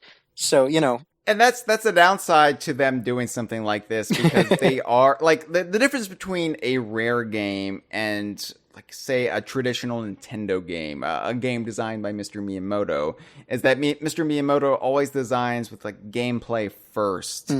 And Rare has always been focused more on world building and really making it more of a fleshed out, living, breathing world. And so they add details like that. But then when you put in a mystery, like this, any detail like that is suddenly a clue. And they're all red herrings, or I guess red-crested breagles in this case. But it's all, tantalizing. It's all at least putting the possibility on the table of tantalizing you, because anything could be a clue, anything could lead you to the next clue, and it's just, it's fun. It's a lot of fun, and I love, I'm really enjoying just sitting back and reminiscing about this stuff with you. Oh, for sure. I'm it's still fun to talk about, because they're all dead ends, but yeah. We still don't know everything 100% about Stop N Swop, and so you think, well, yeah, it's a dead end now, but maybe at one time. Yeah, exactly. So, It's all proof to the next proof to the next proof. Like it's literally, it's the reason why it survived 20 plus years is that, you'll always find more clues. You'll always find more, red herring, ruby splashtail leads, and it will just keep on tunneling down into this endless rabbit hole. And it is fascinating, which is why, I've taken the time to put out this, 11,000 word college thesis on all of Stop and Swap, because it is fascinating, just the lengths that it goes to. And especially if you're a developer and you put any area in a game that has a crack in a wall, what are you doing? People they're gonna try and get beyond that. And that's what happens in Cloud Cuckoo Land. There's literally a ledge with a crack in the wall. They found the term global cave somewhere in the levels index. So if you look at each location, I think it's Cloud Cuckoo Land anyway, that is in the game, it'll say central area, cheese wedge, it'll have a listing of everywhere. And one of the locations, aside from central area, is global cave. So we know that globals were responsible for all the transformations, obviously, and also for transforming Kazooie into Dragon Kazooie. So if you could have a cave full of them, the conspiracy writes itself. Yeah. When you're mentioning like a one clue leads to another clue, I just remembered why I find the movie National Treasure to be such a trashy, guilty pleasure. And it's that. National Treasure is Stop and Swap, the movie, if Rare were the United States founding fathers. Like that's essentially what it is. And we're all Nicolas Cage and his weird sidekick. Yeah, I forgot that part of the movie where they all had to go into that barrel and find the cyanic. Come on, guys, it's in here. I forgot all about that. So, yeah, John Voight was just in there to drink all the wine. He was very disappointed. There you go. So here's where it might be interesting for the DK Viners who are just here for Donkey Kong, who maybe never got on board with the expanded Donkey Kong universe, because the very notion of a Donkey Kong universe, right, it really, really spins out of Diddy Kong Racing, and the fact that Banjo and Conker and Tricky debuted in that game, even though that wasn't the original intent, they still debuted in the game, and that kind of, in turn, made Banjo-Kazooie and Conker and Star Fox Adventures spin-offs of the Donkey Kong series, even if that wasn't what Rare had originally intended. That's eventually how it shaked out. So that's one thing, right? But the fact that, Banjo-Kazooie had, a naughty in it and brought back Tip Top from Diddy Kong Racing, it did play with the fact that it is the shared universe. And Conker's Pocket Tales did a little bit of that too.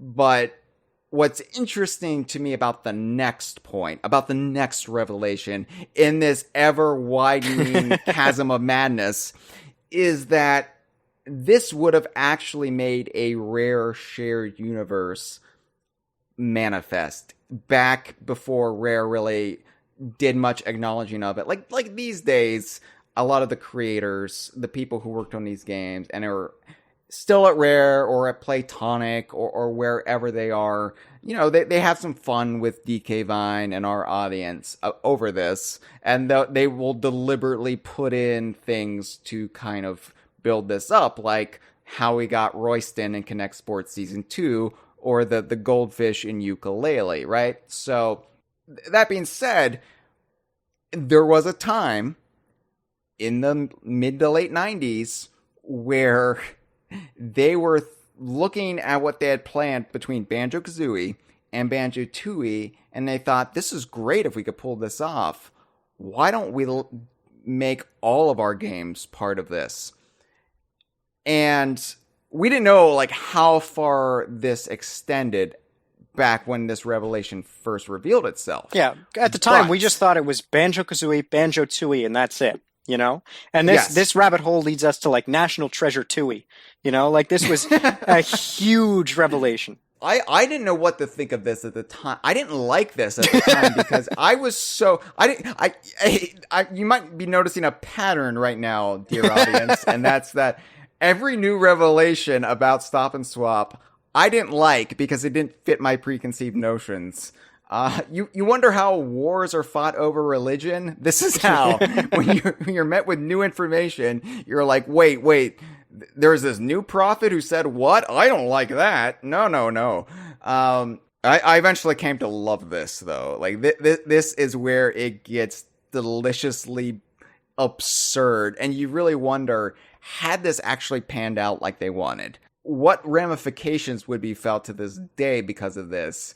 Because this is a game, the game that was going to also connect to Banjo-Kazooie and Banjo-Tooie, or at least to Banjo-Kazooie. We don't know if it was going to connect to Banjo-Tooie, but is a game that Rare doesn't even have any ownership over today. Yeah. It's a game that's owned by Nintendo, even though it was developed by Rare, and that's Donkey Kong 64. So, rewind a little bit. Yeah, Paul's a dead man, miss him.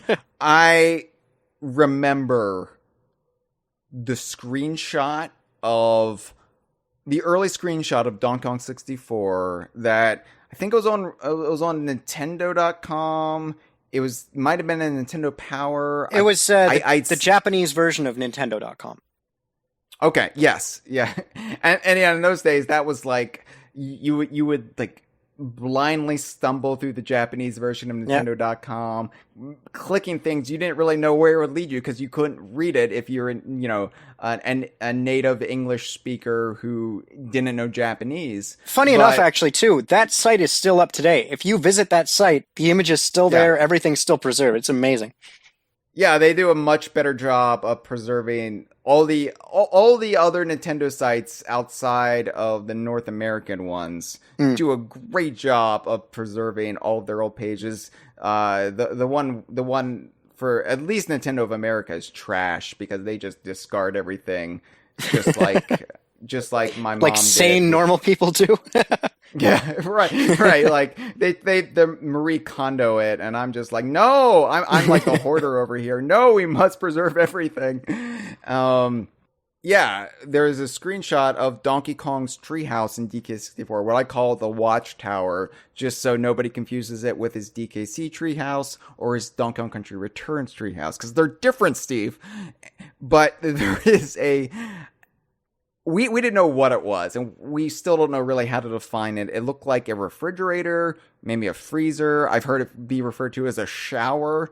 Yep. But it's in the corner of Donkey Kong's treehouse, where in the final game there was like TNT and like a plunger, but there was a freezer or some sort of box, a TARDIS, with Banjo and Kazooie's render on the side of it, like the profile pic of their face. Yeah. Just in the corner of the treehouse, and I was like, well, that's cool, because this was not unheard of. No. Rare referenced Rare, especially between Donkey Kong and Banjo. There was a lot of back and forth there because, the people who made Banjo-Kazooie were ostensibly the Donkey Kong Country / Donkey Kong Country 2 team. So it just made sense. But this was removed from the final game, just as Donkey Kong reference in Banjo-Kazooie was removed from Banjo-Kazooie. And Steve, I'll allow you to explain this. Sure. So in the original Banjo-Kazooie file selection screen, you have Banjo sleeping on his bed, you have him cooking at the stove, and you have him playing a Game Boy in a chair. One of the screenshots that Rare put out was Banjo sleeping in his bed, but behind him is a picture of Donkey Kong. And in the final version of the game, it would be replaced with 2D. And the interesting thing, just to take away from this, is that there's kind of a revolving door situation of the portraits in Banjo's house over the development period. And the thing that makes the Donkey Kong portrait really interesting is that it has this blue outline that the portrait of Banjo and Bottles also have. And the picture of 2D, it's just this almost like cutout render. It looks like it was almost a rush job where they're like, take that out of there. We got to put something else. So he started out behind Banjo's bed, and then 2D took his place. But then there's also another screenshot we have where 2D is over top of the fireplace, and then Bottles is. So it would stand to reason that Donkey Kong eventually had his place over top of the fireplace, and it probably would have just had Banjo, Bottles, and Donkey Kong before Donkey Kong was stripped away and just replaced with 2D. And the interesting thing is there's actually a text link in the game. If you go to talk to the portrait before you're ready, basically before you get the sandcastle Jiggy in Treasure Trove Cove, Bottles will tell you, come back later. And Kazooie would persist and say, no, you got to tell us. And the taunt that she gives him is, tell us now, Barrel Boy, which, if you're familiar with anything about this dead hamster man, Barrel Boy doesn't come up with any kind of insult. It doesn't make any sense. But if you consider it Donkey Kong, you go, oh, Barrel Boy is throwing barrels. That totally hits the mark. So the original conception is that Donkey Kong would have been the one to host Bottles Bonus, which, to not get on a tangent of that one, it's a mini game that you can play in Banjo-Kazooie where Bottles provides you 7 unique codes to enter into the floor of the Sandcastle in Treasure Trove Cove to get these kind of hidden big head mode, kind of big arm, tall Kazooie, stuff like that, just as these little bits of fun at the end of the game. And if it were 2D originally, it wouldn't make any sense because she wouldn't be like, help me, I'm in the witch's tower, but hey, how about you play this little game for it? She just, if you can speak through a portrait, you'd be screaming the entire time. So, yeah. Which would be fun. Yeah, which would be fun. It would be like chanting Bloody Mary in the mirror 3 times. Exactly. So screaming visage of Tooie. Yeah, so Donkey Kong was originally hosted that game, and they took him out. The same with the freezer in Banjo or in Donkey Kong 64 that they, summarily removed as well. And I have to ask: has Paul Makachek or anybody else ever confirmed that Donkey Kong was the host? They haven't, but I think it's too. You know what I mean? Like, this is a conspiracy theory that's kind of proven itself, seeing as how it was moving so much in Barrel Boy. It adds up, I don't know if they remember. It does add up, and I'm not arguing with you. I'm just because I've just tried to like come up with another explanation. Like maybe Bottles, he's kind of barrel shaped. Maybe it's a reference to his thick glasses. They're like barrel. But you're right. When we see this original screenshot that Donkey Kong, and by the way, this render of Donkey Kong is a render from the original Donkey Kong Country, where he still got that like plasticky kind of ACM fur before he had the nice shaded fur. And had this stayed in the game, they might have replaced it, updated it with a more recent render of him.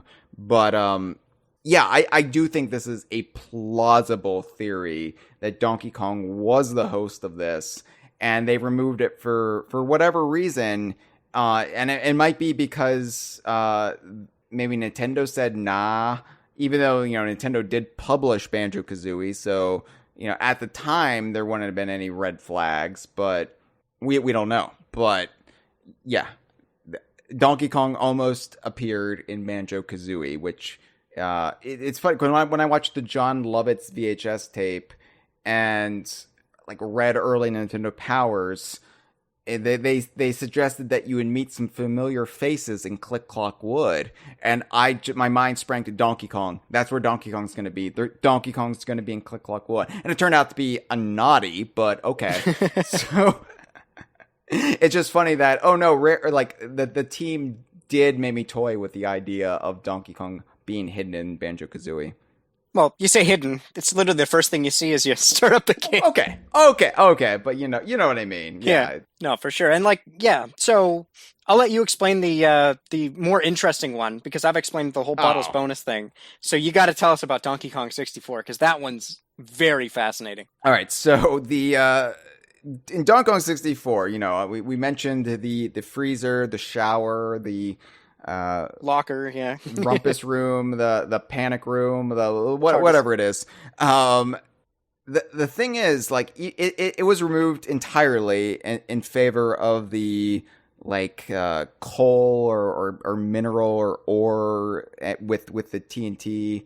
But there is a cutscene of sorts that can still be accessed in the game through so on the menus, the mystery menus, DK Theater. I've never done this, so I'm not really sure how you pull it off, but you can exploit it in such a way that you can see this unused cutscene. Or at least the swinging camera motion for this unused cutscene. I'm butchering the explanation here, Steve. I need some help. Okay, so on the main menu, if you go to DK Theater, it's an unlockable feature that you can get in Donkey Kong 64 if you get 2 fairies. Which alone sounds like anybody listening to this is going to be like, what the hell are you on about? But anyway. Yeah, we're really speaking Greek to anybody who is like never stepped foot in this world, and even then, this is like advanced level nonsense here. Yeah, this is a 301 class, not a 101 class. So, okay, there is a unlockable feature that you can get in Donkey Kong 64 where you can replay the game's cutscenes at your leisure. And somebody actually discovered there's an exploit where if you exit the menu in a certain function and start your file, the game still believes that you're in the cutscene. And what you can do with that is using very specific timing. It's actually really hard to pull this off because it involves like timers and you have to get everything in a sequence correctly. Like it's pretty in there. But anyway, if you can kill yourself at exactly the right time and transport into a location, the game's cutscenes will rearrange in a way that they'll play the most relevant because they see you as dying and entering an area as spawning a cutscene. So it'll go, oh, Donkey Kong just entered the cutscene, so play that cutscene when he enters here. And that cutscene that plays when you enter the treehouse is the first cutscene in the game's memory, which happens to be the camera sweeping over the horizon in Donkey Kong's treehouse, going toward where the locker would be. It spins out like the Donkey Kong 64 transition, and then suddenly Donkey Kong appears in Crystal Cave facing a wall, and you're allowed to control again. So it seems like you're being warped from one location to another that had to do with the refrigerator, locker, shower, stall, TARDIS thing. Yeah, which since it warps you to Crystal Caves, I think establishes that it's supposed to be a cold storage device. A freezer, more than likely. So that's interesting, and that is like when you study the screenshots of what was there versus what is there now, it's pretty much irrefutable evidence that this was going to be something. And the fact that Banjo and Kazooie were on the side of it points to it having some connection to Banjo-Kazooie. Now, before you accuse us of just making wild leaps of logic here, there is a huge thing found in the game code that suggests otherwise. And that's the ice key. Yeah. Well, not the ice key so much as text that says ice key. So basically on the totals menu, it was discovered that on the totals menu, there was by itself going to be a listing for ice key, 1 out of 1. Yeah. Right. So the theory is that at some point you were going to stop and swap Donkey Kong 64 with Banjo-Kazooie and bring the ice key into Donkey Kong 64, take it to Crystal Caves, and unlock something in Crystal Caves with the ice key. Yeah, especially, and the other thing too, just to kind of go off on a mini tangent, the area in Crystal Caves, as it exists in the released version of Donkey Kong 64, is completely underwhelming. It's a weird area that you can access with Chunky. All you do is punch through some glass, you use a pad, so you just press Z, and then it goes, here's a banana. And the way that Donkey Kong is positioned when you warp there seems like you should absolutely be able to continue walking forward. So there should have been a much more elaborate thing, especially because Crystal Caves is like one of the last levels in the game, so there should have been something more substantial than we were offered. So it's all intrigue and mystery as far as what you get and what it could have been. Yeah, there's just this chamber in the ice world, and yeah, we don't know, but we don't know like what this would have actually held, because this whole feature, Stop and Swap, was nixed before DK64 came out, which is why the refrigerator or freezer with their face on it has been removed. So.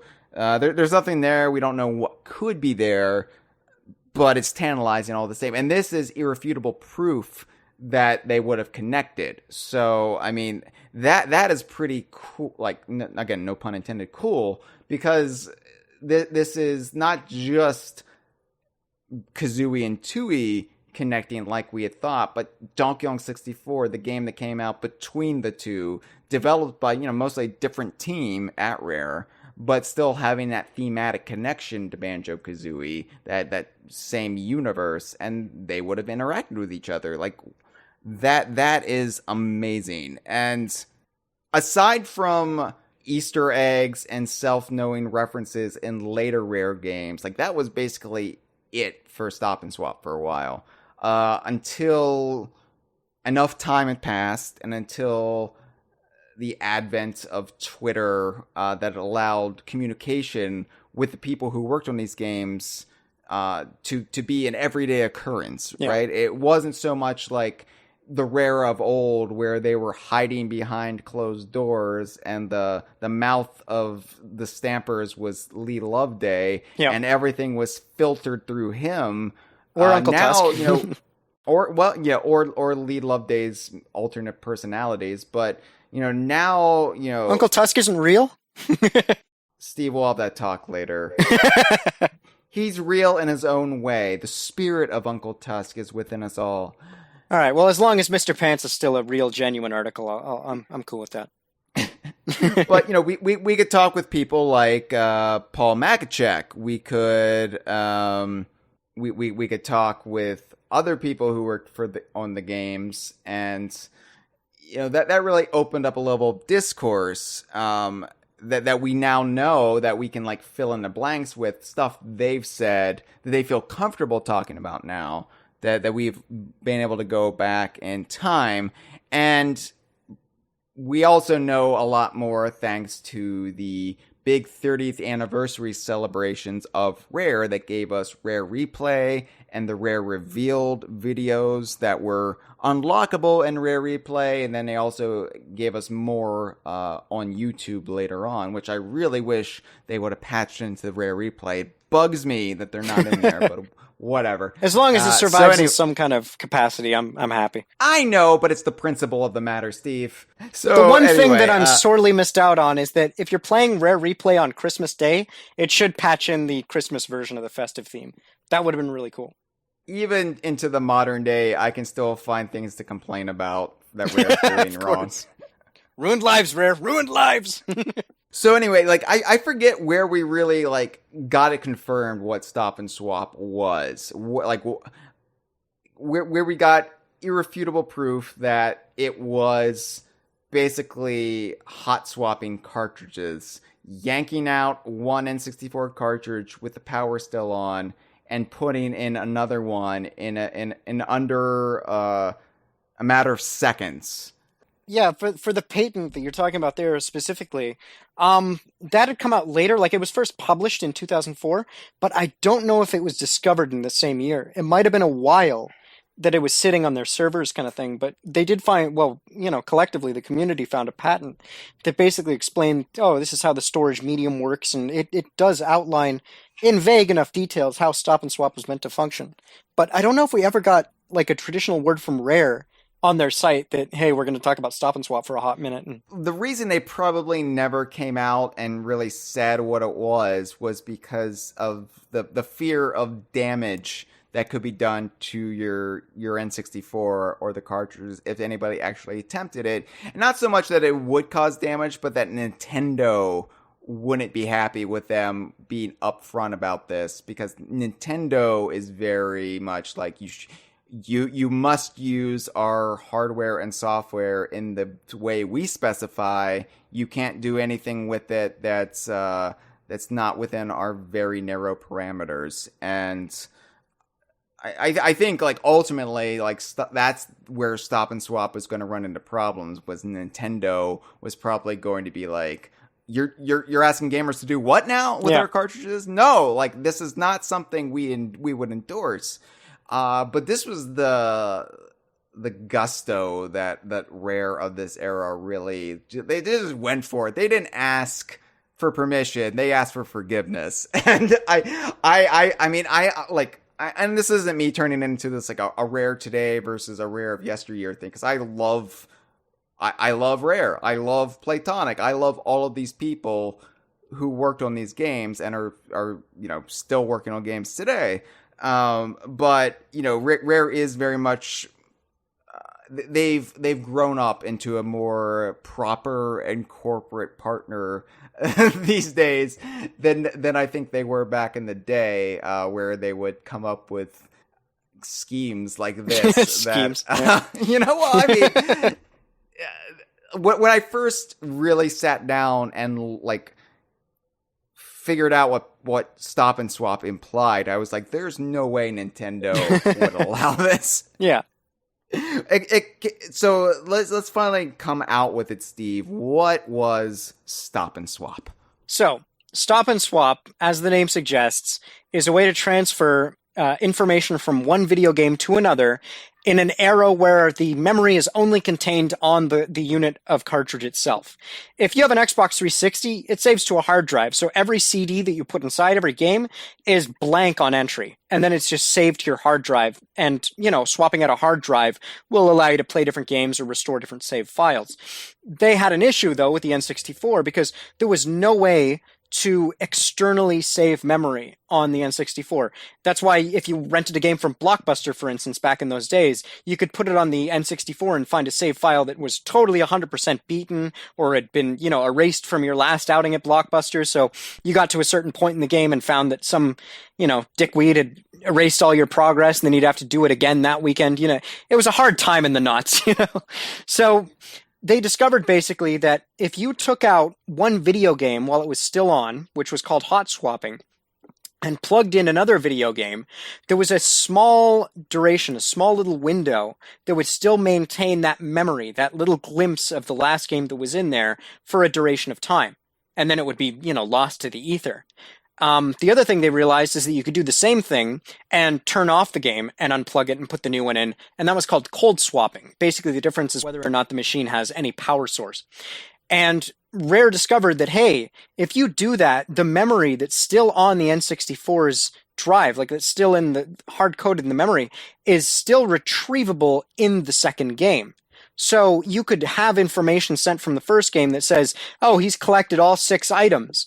And then you turn it off, you swap it out, you stop and swap to Banjo-Tooie, and it says, hey, I recognize that the player who owns this version of Banjo-Tooie also owned Banjo-Kazooie, and hey, he collected all 6 eggs and the key in his version. So we're going to do some sneaky stuff in the second game that will allow that to come to fruition. So that was the original intended plan of Stop and Swap. And unfortunately, due to the nature of ripping out cartridges and slamming new ones in on a time limit to Nintendo, just caused them to go, it really freaked them out. It was, the Monty Python animator dead, like they could just see, probably lawsuits and, everything. I just imagine Mr. Miyamoto wearing a bow tie that would just start spinning. I don't know what the Japanese equivalent is. You want to do fucking what? But it was probably uttered a few times in the meeting. But yeah, they tried to make it work, and it did work. Like, this was an intentional thing by Rare that Donkey Kong 64 was able to translate what the Banjo-Kazooie data was sending, and those two did have a connection at that point. But unfortunately, Nintendo had to step in and say, listen, we know that you're kooky and crazy and you guys are wonderfully, improvisational about this stuff, but we have a legal team and they have some questions, so they probably sat down and said, look, we can't guarantee, first of all, that it's safe to do this because we don't know if the memory, will be maintainable in all iterations of the N64. Even though I know that Paul Makachek later confirmed that they did test across the North American version, the PAL version, and the Japanese version, but those were of those consoles at the time. So if Rare, or Nintendo rather, ever released an iteration of the Nintendo 64 console, say in 2001 as a special discount version or something, or just a better, quicker way of accessing memory, then that window of time could have been drastically shortened to the fact that it's now not possible. So then there's a logistical concern of, well, what do you tell players that can't use this? Because you're going to have to tell them to get another N64 or something like that. So there was a lot of issues that were raised in that closed board meeting that, they would have had to confront dead on. And unfortunately, the end of that meeting was take it out, don't refer to it. This is, politically dead at this point. So unfortunately, they had to kill it off there and then. But the links that are still alive in Banjo-Kazooie and are still retrievable in Tooie and Kazooie still make it vastly interesting. And still today, you can go in and find those links and, join the conspiracy theory and try and get even further with it.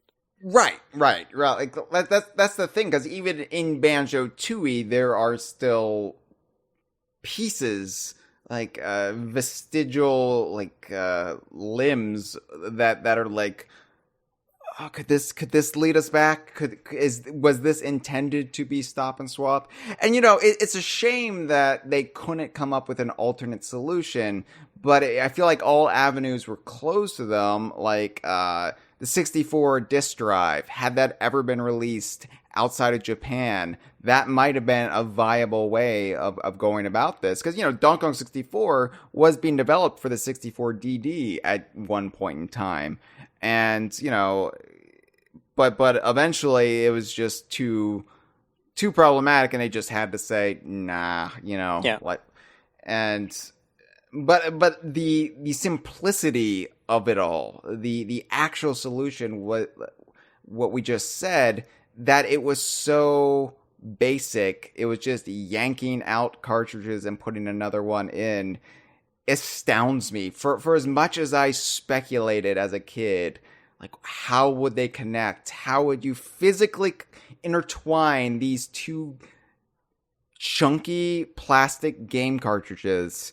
And not the one that Chunky was in. I was just referring to their brick-like structure. But I never would have thought it was as simple as pulling them out and putting another one in really fast. Yeah. That would have never occurred to me because I didn't know how that stuff worked. I wasn't technologically astute as a kid. I didn't know how my N64 worked. It was a magic machine that played video games. Sometimes you had to blow in it for 2 minutes at a time for it to finally take over. But yeah, Paul Makachek did graciously provide this really elaborate technical explanation of how it would have all functioned. And for something, as you say, it's simple, and it is from a user point, which is usually how it works.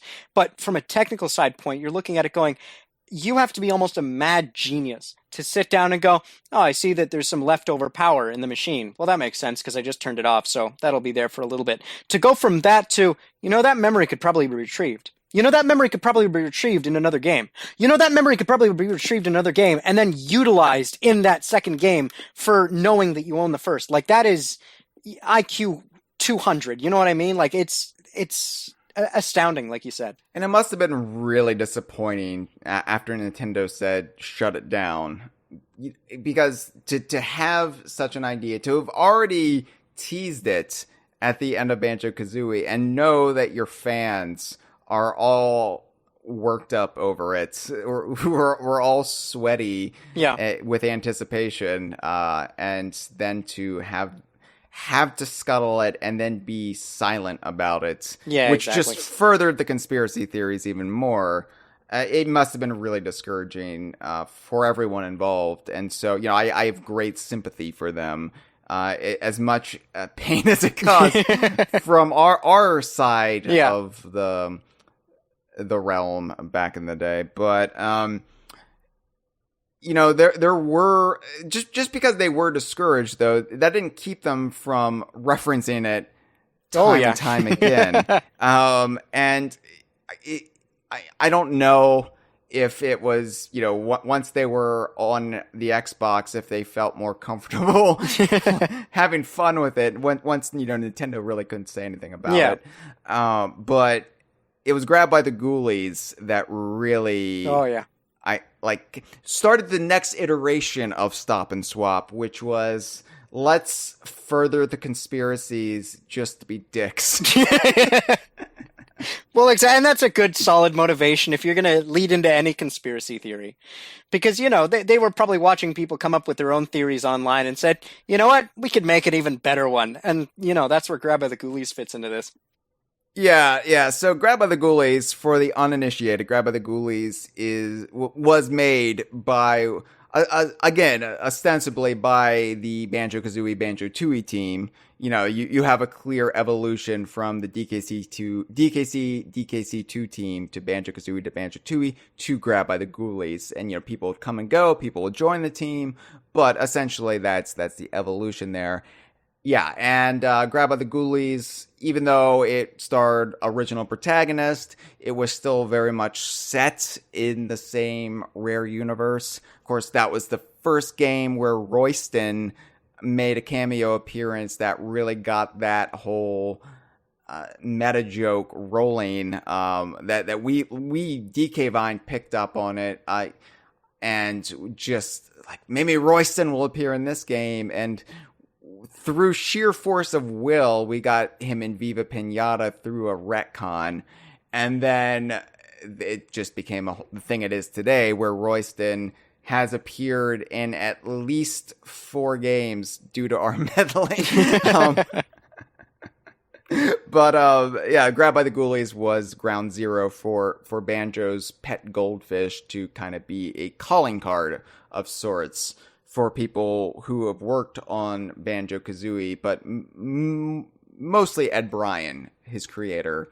Games Ed Bryan has worked on is where Royston usually pops up, including Goldilocks and Little Bear, which, again, can't really legally say it's Royston, but the intention is clear. But anyway, so Grabbed by the Ghoulies, very much set in the world of the DKU, and specifically filled with references to Banjo-Kazooie.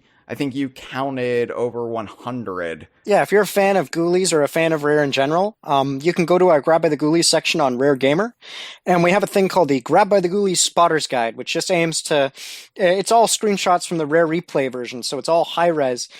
We just have every single reference, every single little Easter egg that's been paid to Grabbed by the Ghoulies in one convenient spot, just so you can kind of scroll through it and, catch up on it, and even, use it as a guide in your own game if you want to see the references. But there's like Captain Blackeye, like Banjo, there's Rare logos. It's very elaborate for, a connection to the Banjo-Kazooie team, as, you'd expect.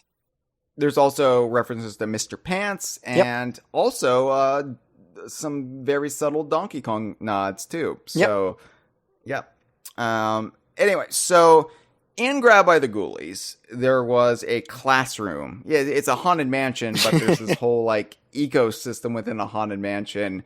And why the Baron has a classroom? Well, he's abducting children. So schools are spooky. Yeah. Well, anyway, so there's a whiteboard, a like a dry erase board, right? That is just basically a big Stop and Swop wank fest. and that's actually what it's called in the files, I think, if you go data mine. It's listed as homework, right? And there are 3 things that the students are supposed to do. And it says homework. Number 1, collect ice key. Number 2, collect eggs. Number 3, activate secret level. Yeah. And on this dry erase board, you've got very crude drawings of locations. And you've got 4 eggs, the ice key, and then it equals question mark. Now, the fact that it's 4 eggs is interesting. What are the locations that are crudely drawn, though? See, here's the problem. Because it's like a box and 2 circles, there are so many locations in Banjo-Kazooie and Banjo-Tooie that those could be, that it is literally impossible to try and correlate what exactly those are. They're just vague enough to be applied to so much stuff. And my guide even mentioned that, it could be Spiral Mountain, the large one. It could also be Cloud Cuckoo Land. It could even be Cauldron Keep. Like, there's so many areas where it's like, a round area followed by a pillar in the center. Like, just so to the point where it's too elaborate to count that way. So, or too vague, rather, to count that way.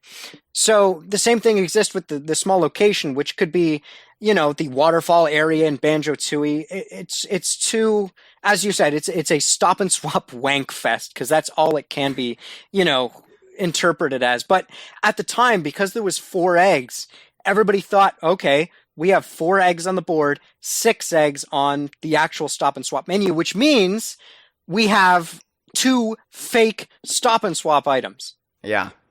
So I actually like this theory just because it ties into my earlier theory that Rare was setting traps for people who were data mining or hacking or using game sharks or whatever. That if anybody actually found all of the eggs, they would leave 2 booby-trapped eggs that would render all of the items useless. So if for example, Banjo-Tooie read that the player had 6 eggs or even 5 eggs, then, sorry, wrong. Yeah, you get disqualified. You do not get to partake in the joys, the bounty of Stop and Swop. Yeah. And so that pleases the vengeful side of me who wanted those people who just couldn't wait for the word of God from Rare to descend upon us to let us know how to get these items for real.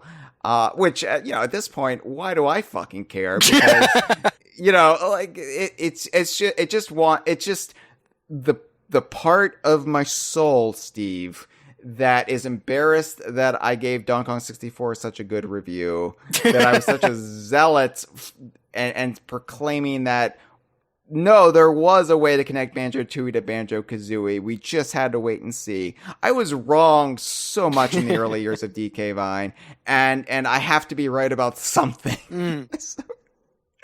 But it does make you wonder, because some of those question mark eggs, those mystery eggs, were just kind of plopped down in random spots, and it felt like they didn't really put much thought into it, and maybe that was for a reason. Well, exactly. Now, I don't know what would be the fourth egg. I mean, obviously, the pink egg and the blue egg are valid. Yeah. But what would be the other 2 eggs that would be real? Would it be the wine cellar one, because it actually leads to a real location, like a real hidden location? But what would the other one be? So we alluded to this one previously too, because Mad Monster Mansion, unlike any of the other levels, has 2 eggs in it. So the leading theory at the time was, okay, one of those are real, one of those are fake. And that was just the presiding principle that everybody relied on. So I think just for symmetry in the Stop and Swap menu, everybody thought the cyan egg was illegitimate because it had an X on the barrel. So it meant, don't collect this egg. It's meant to throw people off. It's an X. It's X'd off. So that's so convoluted. I know, but that's what Stop and Swap does. It's conspiracy theories that just drop, because anybody posting that on the message board would have been, that sounds legit, without even considering. It's like, do you realize how much forethought would have to go into, hey guys, should we make an area and then completely exit off so that people 20 years from now believe that it's way too in depth. But anyways, the notion was, okay, the one on logo that just appears, that one's real, even though there's its own problems with that just appearing. But the cyan egg one, don't collect. And collect the one in Rusty Bucket Bay, because that one is, it ties with the pink, the blue, the green, and the red, with being the 4 rather central ones. And then the cyan egg one is illegitimate, which also means that the yellow egg is also illegitimate. And the hint was in Banjo-Tooie, because that was the yellow egg that was provided with Heggy. So that one's obviously fake, because there'd be 2 yellow eggs there. That doesn't make sense. So everybody thought they had the combination and stuff. So they had the ice key. They had the eggs. Where's the secret level? It doesn't exist, because, as Hyle said, it's a wank fest. That's all it was meant to be. So Greg Mayles is probably sitting there laughing his ass off, scrolling through page after page of this message board, going, guys, is it these 4? I got these 4. I got the key. Where's the secret level? I can't find it. So it's just, a ton of fun that Rare had at our expense for yet another decade. Yeah. I'm just imagining which is now a meme, but the It's Always Sunny episode where Charlie goes to work in the mailroom and descends into madness over Pepe Silvio. And that's the way it feels. Carol in HR. They also referenced it in Banjo Pilot. This one was so cruel. I don't think there are any references in Grunny's Revenge. I think Grunny's Revenge, for as much as I love Grunny's Revenge, it's one of my favorite Rare games, and it adds so much to Banjo-Kazooie lore. It's like the missing piece for so much of it to make sense. But Grunny's Revenge is also the odd one out, because it's the only Banjo game to not have a reference to Donkey Kong, and I'm including Nuts and Bolts with that, right? Yeah. You can make the case that the Tip Top Suite references a character from Diddy Kong Racing, so that's your Donkey Kong reference. But besides that, there's no reference to Donkey Kong, and I don't think there's a reference to Stop and Swap. That is your Wankfest reference, though, in Tip Top Suite. So there is that. Oh, yes. Well, I don't know how much of it was wanking and how much of it was just let's just say Stop and Swap, and Yeah, then there you you go. pull out, and then it's like one of the rotating slogans on DK Vine, one of the humorous little captions that can randomly come up whenever you visit the site is something like, "We practice the stop and swap method of birth control." Jeez. Yeah. We are 12 years old perpetually. Ruined lives. Yeah, Banjo pilots. I know. We're really just building up a class action lawsuit. I know. This will be played in a courtroom somewhere with an official apology being read out. Why did I become a Donkey Kong journalist? Because I was unemployable. Yeah. And that, members of the jury, is why I can't be employed by anyone. So, Banjo Pilots, though, which is kind of the forgotten of the two GBA Banjo games, it has a major reference to Stop and Swap. I say major reference. It's a half-assed reference to Stop and Swap. Just cruelty for the sake of cruelty. Absolutely. So Cheeto is in the game yet again. Cheeto's back, and he's still missing some pages. And so you kind of have to collect Cheeto pages, find them on the track in Banjo Pilot, take them back to Cheeto, and you'll get more game modes unlocked, extra things, and the most I think it's the last one that he offers in the things you can essentially purchase from him if you bring back enough Cheeto pages is Stop and Swap, and it's spelled incorrectly on the menu. Well, it's spelled correctly, but spelled incorrectly for the purposes of the way we know it. It's spelled with an A, like just swap. Like, I have to ask, was Stop and Swap like a convenience store in Twycross? I think it sounds like a convenience store. It does, but I think the whole reason that they misspelled it was to rhyme with stop. That's literally why I think it's been misspelled intentionally. And honestly, looking at the word swap as it's intended, that looks wrong to me now. It does. It looks just like the word hijinks spelled correctly upsets me and makes me nauseous. Yep. But yeah, so anyway, the most expensive one was Stop and Swap, and you're like, the secret to Stop and Swap, I could get it here in Banjo Pilot at long last. Yeah. So you bring back 999 Cheeto pages, which at this point, how is he still a functioning book? How is he not just a flap of cover front and back with nothing in between them? 990 pages, even like the great like masters of Russian literature would look at that and be like, that's a bit much, Cheeto. Anyway, so you actually do this, you pull it off, and Cheeto will say, so you want to know about Stop and Swap, eh? I hope you're ready. Here goes. Why don't you stop annoying me and swap this game for a nice book or something? I have to say, as a Canadian on your podcast, I do have to criticize the way you said A as eh. Oh, I'm sorry. I'm sorry, Steve. So you want to know about Stop and Swap, eh? Let me just drink this milk from a jug. Ah, jeez. Uncultured. Oh God, I'm lactose intolerant. This is terrible.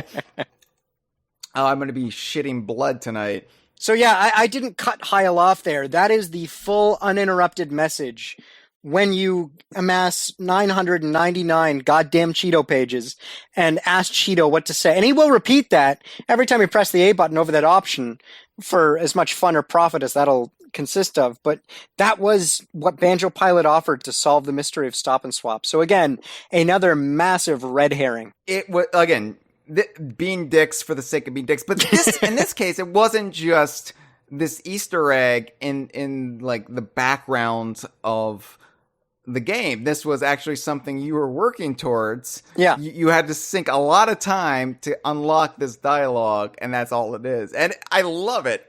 I think it's hilarious because it's Banjo Pilot. Who cares? Like anybody who's going to sink that much time in it is going to be weirdos like Steve and I. So Steve and me, excuse me.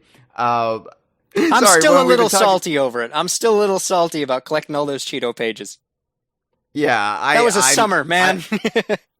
No, I loved it. I have fond memories of just grinding Banjo Pilot because I did it as part of my Slush Fun series. I never 100% completed Banjo Pilot until I came back to DK Vine in the summer of 2010 when they announced Donkey Kong Country Returns.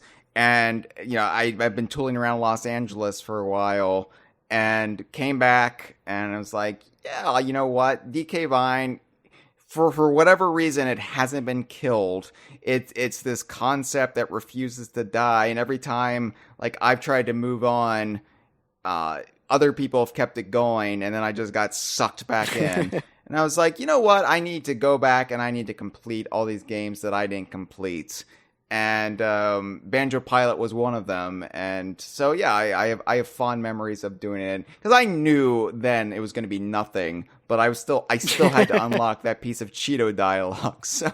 But see, if you're like me, any kind of scrap towards Stop and Swap, it's obsessive worthy. You follow that trail to its bitter, bitter, bitter end. Which happens to be Cheeto basically saying you have no friends. So... shortly after Banjo Pilot, I guess the next project that the quote-unquote the Banjo team, the Ghoulies team, they moved on to Viva Pinata. Yeah. And again, Viva Pinata is very much a game set within the world, loaded up with banjo references. And there is a nod to Stop and Swap, not in the first one, but in Trouble in Paradise, right? Yeah, so, and this is actually... I forget what it is. this is actually the second Easter egg, too, because if you go to Trough and Scoff in Donkey Kong 64, and you feed the required amount of bananas, and then you unlock the boss door, they have this really triumphant theme that plays as a reward to, like, hey, you got enough, you're ready to face the boss. And everybody just associates that with Donkey Kong 64, but... what the cheating guys didn't realize when they were grabbing the ice key is that they weren't triggering the music of Stop and Swap. And if you go into any location in Banjo-Kazooie, into where a Stop and Swap item is, you get this celebratory fanfare of, oh my god, you've unlocked the secret, here it is. And it's this great triumphant piece of music. And that is actually a shared piece of music between Banjo-Kazooie and Donkey Kong 64. So funny enough, it does have this kind of paradox nature to it that it did chronologically appear first in Banjo-Kazooie, but because it was hidden and people played Donkey Kong 64 and were able to get to the location first, it was heard first in Donkey Kong 64. So something kind of similar happens with Trouble in Paradise. If you're in the Pinarctic region, which is this kind of snowy place where you can only get winter-themed pinatas, if you stand there for any duration of time, it'll go through this kind of track list of different winter-themed tunes, so you get a lot of really twinkly, nice-sounding music that contrasts with the kind of desert, vibe there. But if you're in the Pinarctic, you'll hear the song called Icicle Chorus start to play. And the first few notes of that are the Stop and Swap fanfare. So it's right after the bit where there's this celebratory tune, and you get to a piece where it's very nice and, it leads you into the main piece. And that's what you hear in Trouble in Paradise, is that main theme hinted at. So that's two references in both games where the Stop and Swap themes are essentially heard without games that have Stop and Swap in them. Yeah. And ultimately, the story, at least the long winding first part of the story, ends when we get to Banjo-Kazooie Nuts and Bolts and the XBLA releases of Banjo-Kazooie and Banjo-Tooie, because all of a sudden you've got these games on the Xbox 360, and because of the nature of them being digital games, you can actually, like, somebody at Rare says, like, hey, you know what? We could actually do Stop and Swap for real now, except you wouldn't have to stop and swap. The game data would just read, because they would be, part of the same infrastructure. So why not actually finally pay off Stop and Swap and do it right? And so that is what we got, essentially, with not just Banjo-Kazooie and Banjo-Tooie on the Xbox 360, but the concurrent release of Nuts and Bolts. Yeah.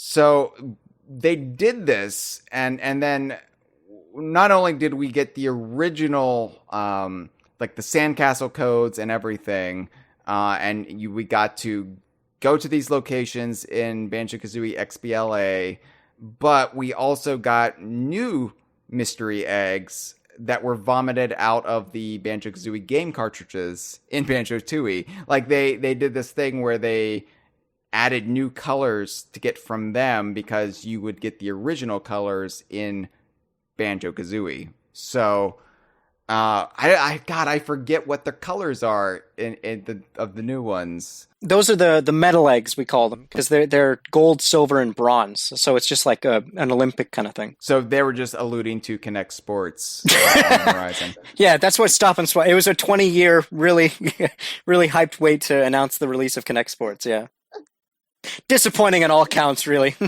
Yeah, so yeah, this was exciting at the time, even though there was a lot of drama in the fandom around this time because of the nature of Nuts and Bolts, and it just really felt like people were unhappy with it, and it felt like it might be the end of an era, and it was the end of an era, but it wasn't the end of Rare, not by a long shot. And eventually, say what you will about the Connect Sports era, but it was financially successful for Rare, and then they were able to kind of come back with the Renaissance, and we got Sea of Thieves, and we got Playtonic Games over here with Ukulele. But this was the end of what we call buyout era Rare, where and it was a hell of a way to go out to finally pay off what was promised back on the N64. But so basically, and this gets very convoluted. So not only does Banjo-Kazooie and Banjo-Kazooie connect, but we've also got Nuts and Bolts as this new factor here. And also, Banjo-Kazooie is what they should call the next one, I think. Yeah, Banjo-Kazooie, right. Yeah, this is what happens when you talk about a key made of ice and a bunch of multicolored eggs for 2.5 hours. You start to slur your speech a little bit. Also, I've been drinking because Stop and Swap drives a man to drink. Yeah, just give me 2 doubloons when you're finished, I guess. No, not to worry, because one day when this gets played in front of a jury, none of them will still be there. They'll go, this is going on for another 4 hours. Okay, I'm done. I don't want to be in the jury pool anymore. Right.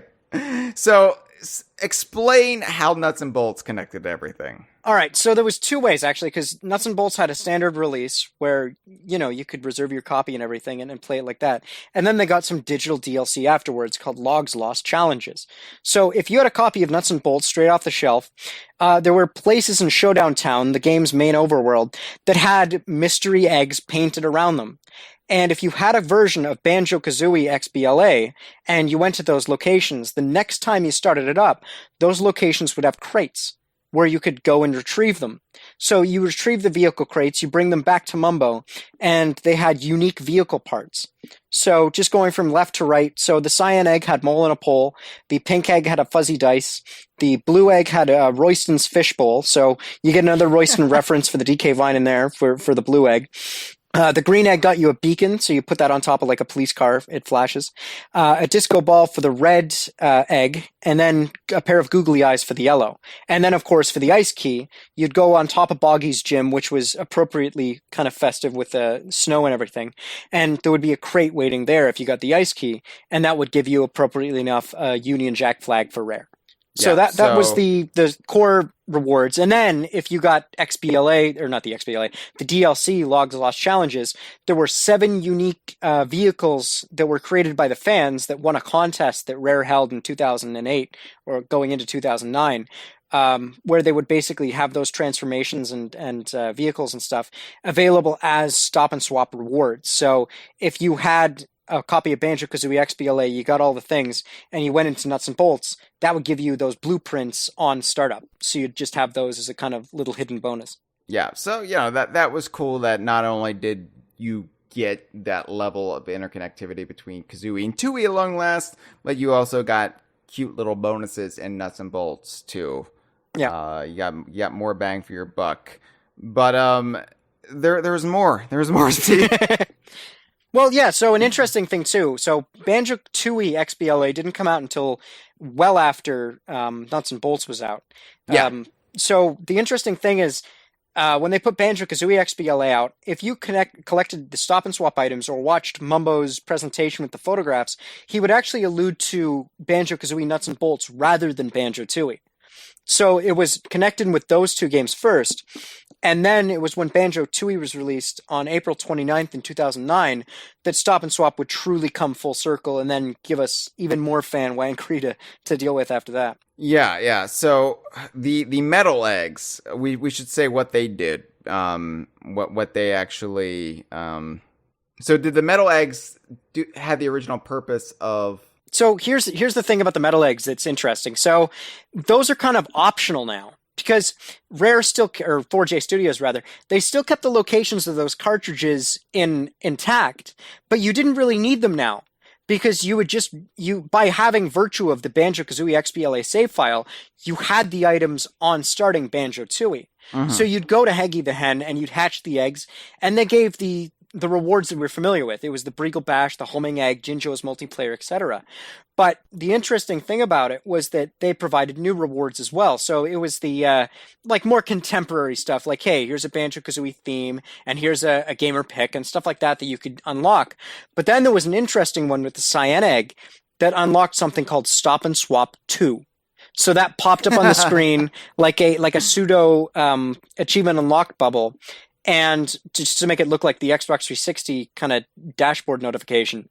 And you'd start Stop and Swap 2. So if you paused the game and went to the Stop and Swap menu, and then advanced one more screen after that, there was a thing called Stop and Swap 2, and it would say, here, oh no, not again, as your first unlockable for the Cyan Egg. And then if you collected the metal eggs, you would get 3 further ones called Lucky Loser for bronze, Better Than a Slap for silver, and the winner is for gold. So right now there was a total of 4 extra icons on the menu. So you weren't collecting eggs anymore or keys. You were collecting these icons that were being added to this Stop and Swap 2 menu. Right. This is where I start to get cross-eyed trying to keep track of everything, because the fact that I always forget too that Banjo-Tooie XBLA came out after the initial because Banjo-Kazooie XBLA is what you could play first if you reserved Nuts and Bolts. Yeah. Then Nuts and Bolts, and then months later Banjo-Tooie. So it's definitely just from a chronological perspective, it's like wait what? And then that's where DK Vine goes with the theory that the XBLA versions are actually log sending Banjo and Kazooie back in time, or doing this flow walking thing, their spirits are going into this simulation of their past adventures, because there are little bits of dialogue here or there that suggest that Nuts and Bolts is contemporary and that this is in the past. So hey, Hyle. I'm a broken man. Yeah. Hyle, you know when Rare released Banjo-Kazooie in 1998? Yeah. A decade later, they would re-release it on Xbox Live Arcade. That's how Rare Gamer looks at it. So. Oh, okay. Well, that's fine and dandy, but I'm also the one who tries to explain how you can replay the Tall Tales in Sea of Thieves and how that makes sense, which I eventually settled on Hardlight Holograms. Oh, perfect. No, that makes sense. Oh man, we're two broken people, Hyle. we are. So just to finish that thought as well. So those were the 4 rewards that you get on the main campaign. So you couldn't find anything else. Or actually, no, that's not true. Calmer Chameleon was the last one. If you transformed into every intended transformation in the game using Humba Wumba, you'd get Calmer Chameleon, which was then added to the list. And that was all the ones that you could unlock through the main game. If you then went to the main replay menu from the Banjo-Tooie menu for the bonus extras, you could face off against the bosses. So if you died to them 40 times, you would get one called Heroic Failure. And if you could beat them all in under 15 minutes, which is a huge, heady task, it is very difficult to do that, especially for me because I really suck at that. But if you can do it under 15 minutes, you'll get a last one called Now Who's Boss. And that, as far as we know, is the entire menu. So that is, all 7 secrets, just as we had before. and it's in the Stop and Swap 2 menu. And just as before, we have no idea where it's meant to link up. We have no idea if it'll ever be linked up, but that's where the Stop and Swap 2 path leads us there. And I have also similarly gone cross-eyed. Yeah, and of course, then I'm thinking, wait a second, Calmer Chameleon. Is this how the pirate treasure in Yooka-Laylee will pay off? Well, there you go, too. Yeah, exactly. Same team, like the core anyway. Like, they provide those skulls that you can find in Yooka-Laylee, too. So little bits of Stop and Swap are found sprinkled throughout the Rare universe there, I think. Yeah, well, that's why so here's what we have to do, Steve. We have a call I want to play. Somebody called in. And then, I want to talk about the legacy of Stop and Swap today at Rare and at Playtonic, and how it still kind of continues, Stop and Swap 2 notwithstanding, and how like the legacy of it still very much influences both the Sea of Thieves team and the Yuka team, and just how we will never escape from this madness. Yeah. And also other revelations, like what other games Stop and Swap was going to entail, because it's more than just Donkey Kong 64. All right, so let's take this call. Let's chat about this call, and let's start wrapping it up with everything else we know about Stop and Swap, as well as the future of it. All right, here we go. Hey, this is Boom Shackle. Been listening to the podcast for about a year now. And have been visiting the website for about 20. It's still so awesome to see you guys working on the good old Donkey Kong universe. Gotta mine it for all the lore that it's worth.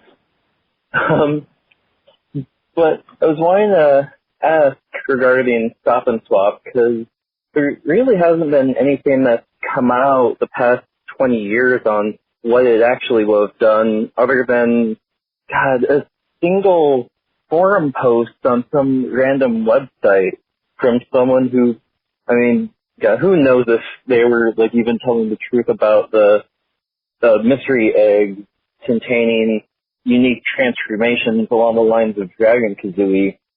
But that same post also mentioned, Banjo becoming a polar bear. So I was just wanting to ask, assuming this leak is legit, what kind of permanent transformation would you guys want for Banjo and Kazooie? And what would the abilities be? Yeah, keep up the good work. I've been really enjoying the Banjo-Tooie retrospective. And, thanks a lot. See ya. Well, thank you for the call, Boom. I'm going to call you Boom for short. So yeah, this kind of gets into a little bit like what we would anticipate or hope for from Stop and Swap, rather than what we actually got. Yeah. So of course, we did mention the Ice Key transforms you into Dragon Kazooie, which is kind of really. It was a really cool thing, don't get me wrong. Everybody loves Dragon Kazooie because it's the first time we see Kazooie transformed by the transformation spells and not Banjo. And the fact that you can just have it the entire game, Kazooie can be a dragon from then on out, who breathes fire. It's just a really cool thing. It still didn't alter too much, but it wasn't the secret world like I had been hoping for.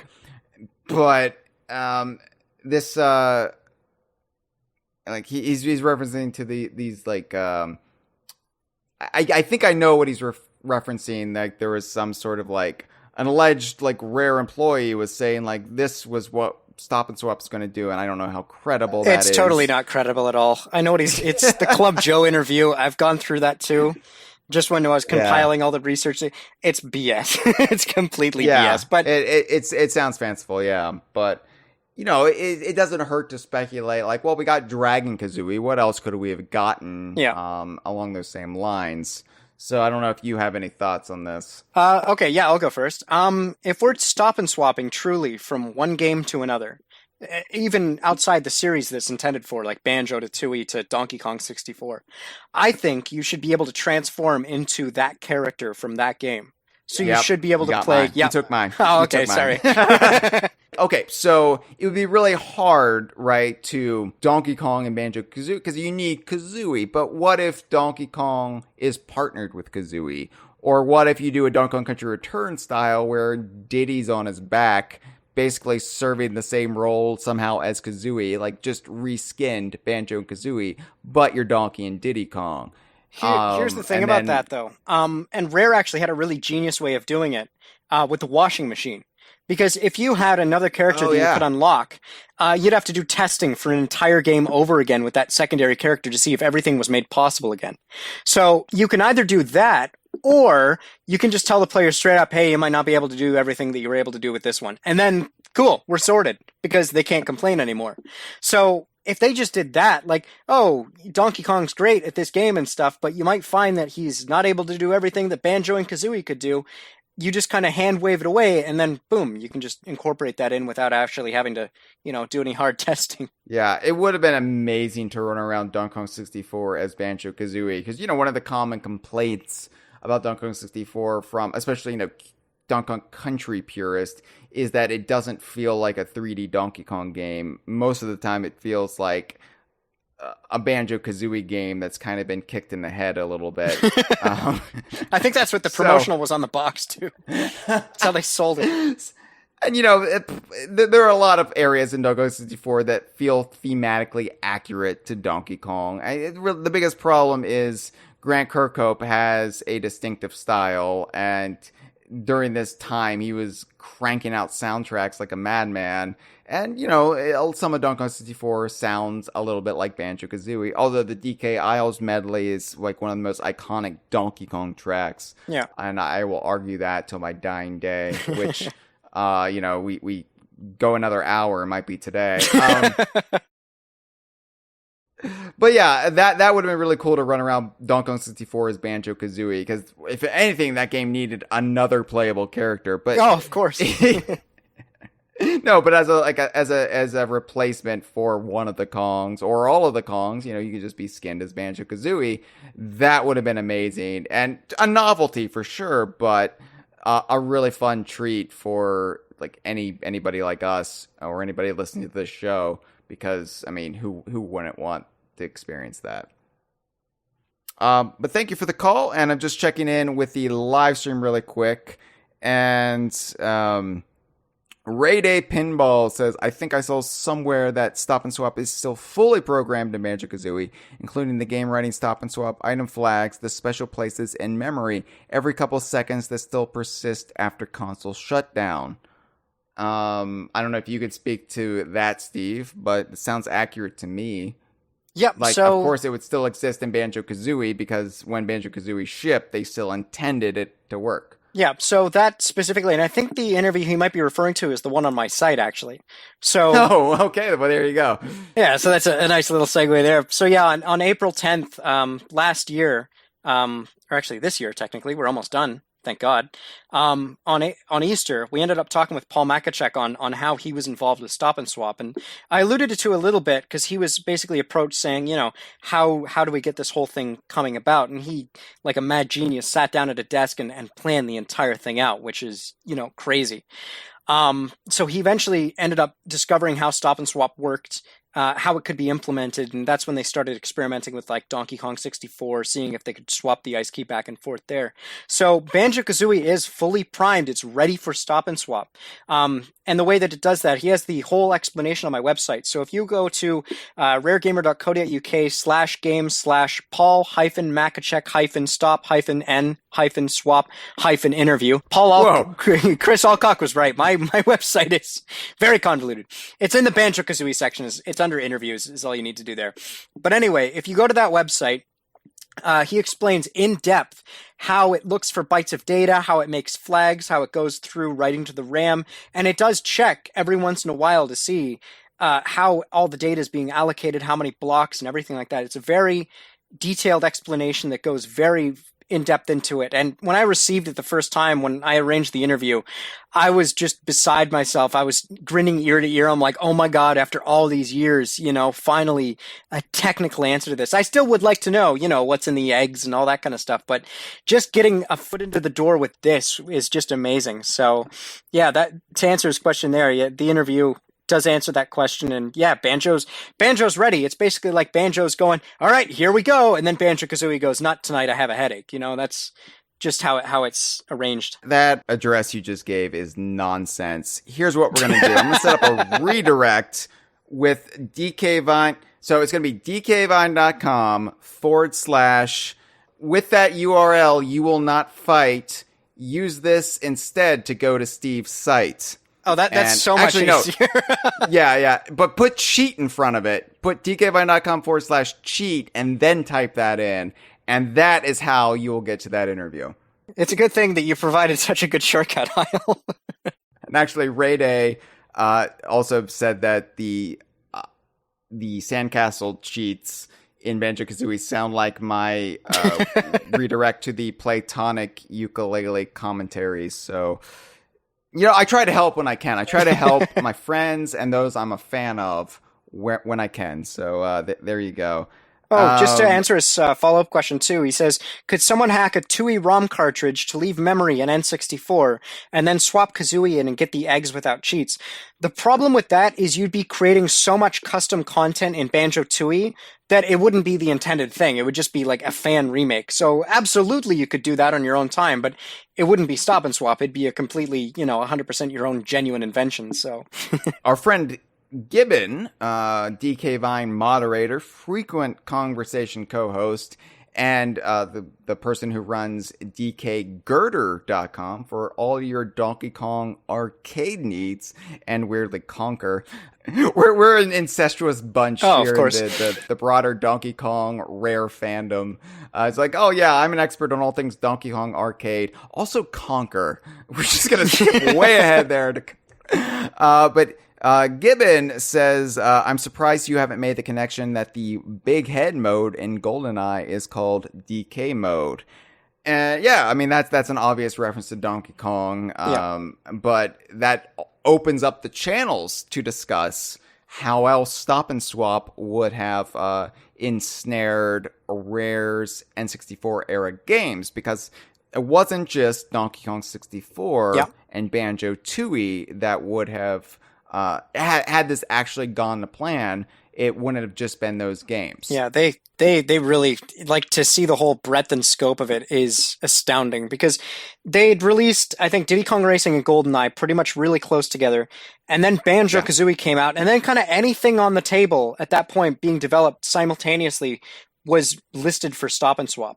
So both Paul and Greg have confirmed that, like, it was Banjo-Kazooie, Banjo-Tooie, obviously it had connections there, Donkey Kong 64, then Jet Force Gemini, and also considering Perfect Dark, and then 12 Tales Conquer 64. So that whole mesh would have had something to do with Stop and Swap. Yeah, and, in this alternate timeline, that would have also been contingent upon 12 Tales Conquer 64 actually remaining 12 Tales Conquer. Like, I very much doubt that, had it become Bad Fur Day in this multiversal Earth, Earth 64, or whatever you want to call it, then it's Earth but with a question mark over it, and it's like oblong, egg shaped. Yeah.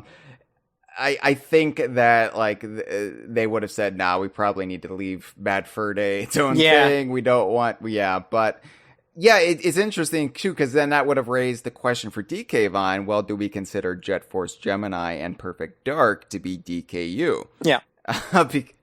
Because, it's like if they don't have an actual appearance by the characters, but if they do connect and you can bring the Ice Key into these games. Shared universe. Maybe. You don't know. And then that would have been a different world we'd be living in where, they just announced the new Perfect Dark. And it'd be like, oh, yeah, DK Vine's now covering the new Perfect Dark. And then everybody who's coming, to DK Vine because they're Donkey Kong fans, they're like, what? It's bad. Every time I play Sea of Thieves, I have to explain, so this is why we're playing Sea of Thieves. Yeah. This is... Anyway, yeah, it's interesting. I don't know if that would count. But in the logic of the N64 era, because a relevant example shortly thereafter on the GameCube is Pikmin. If you had Pikmin save data on your memory card, you would have gotten a trophy in Super Smash Bros. Melee.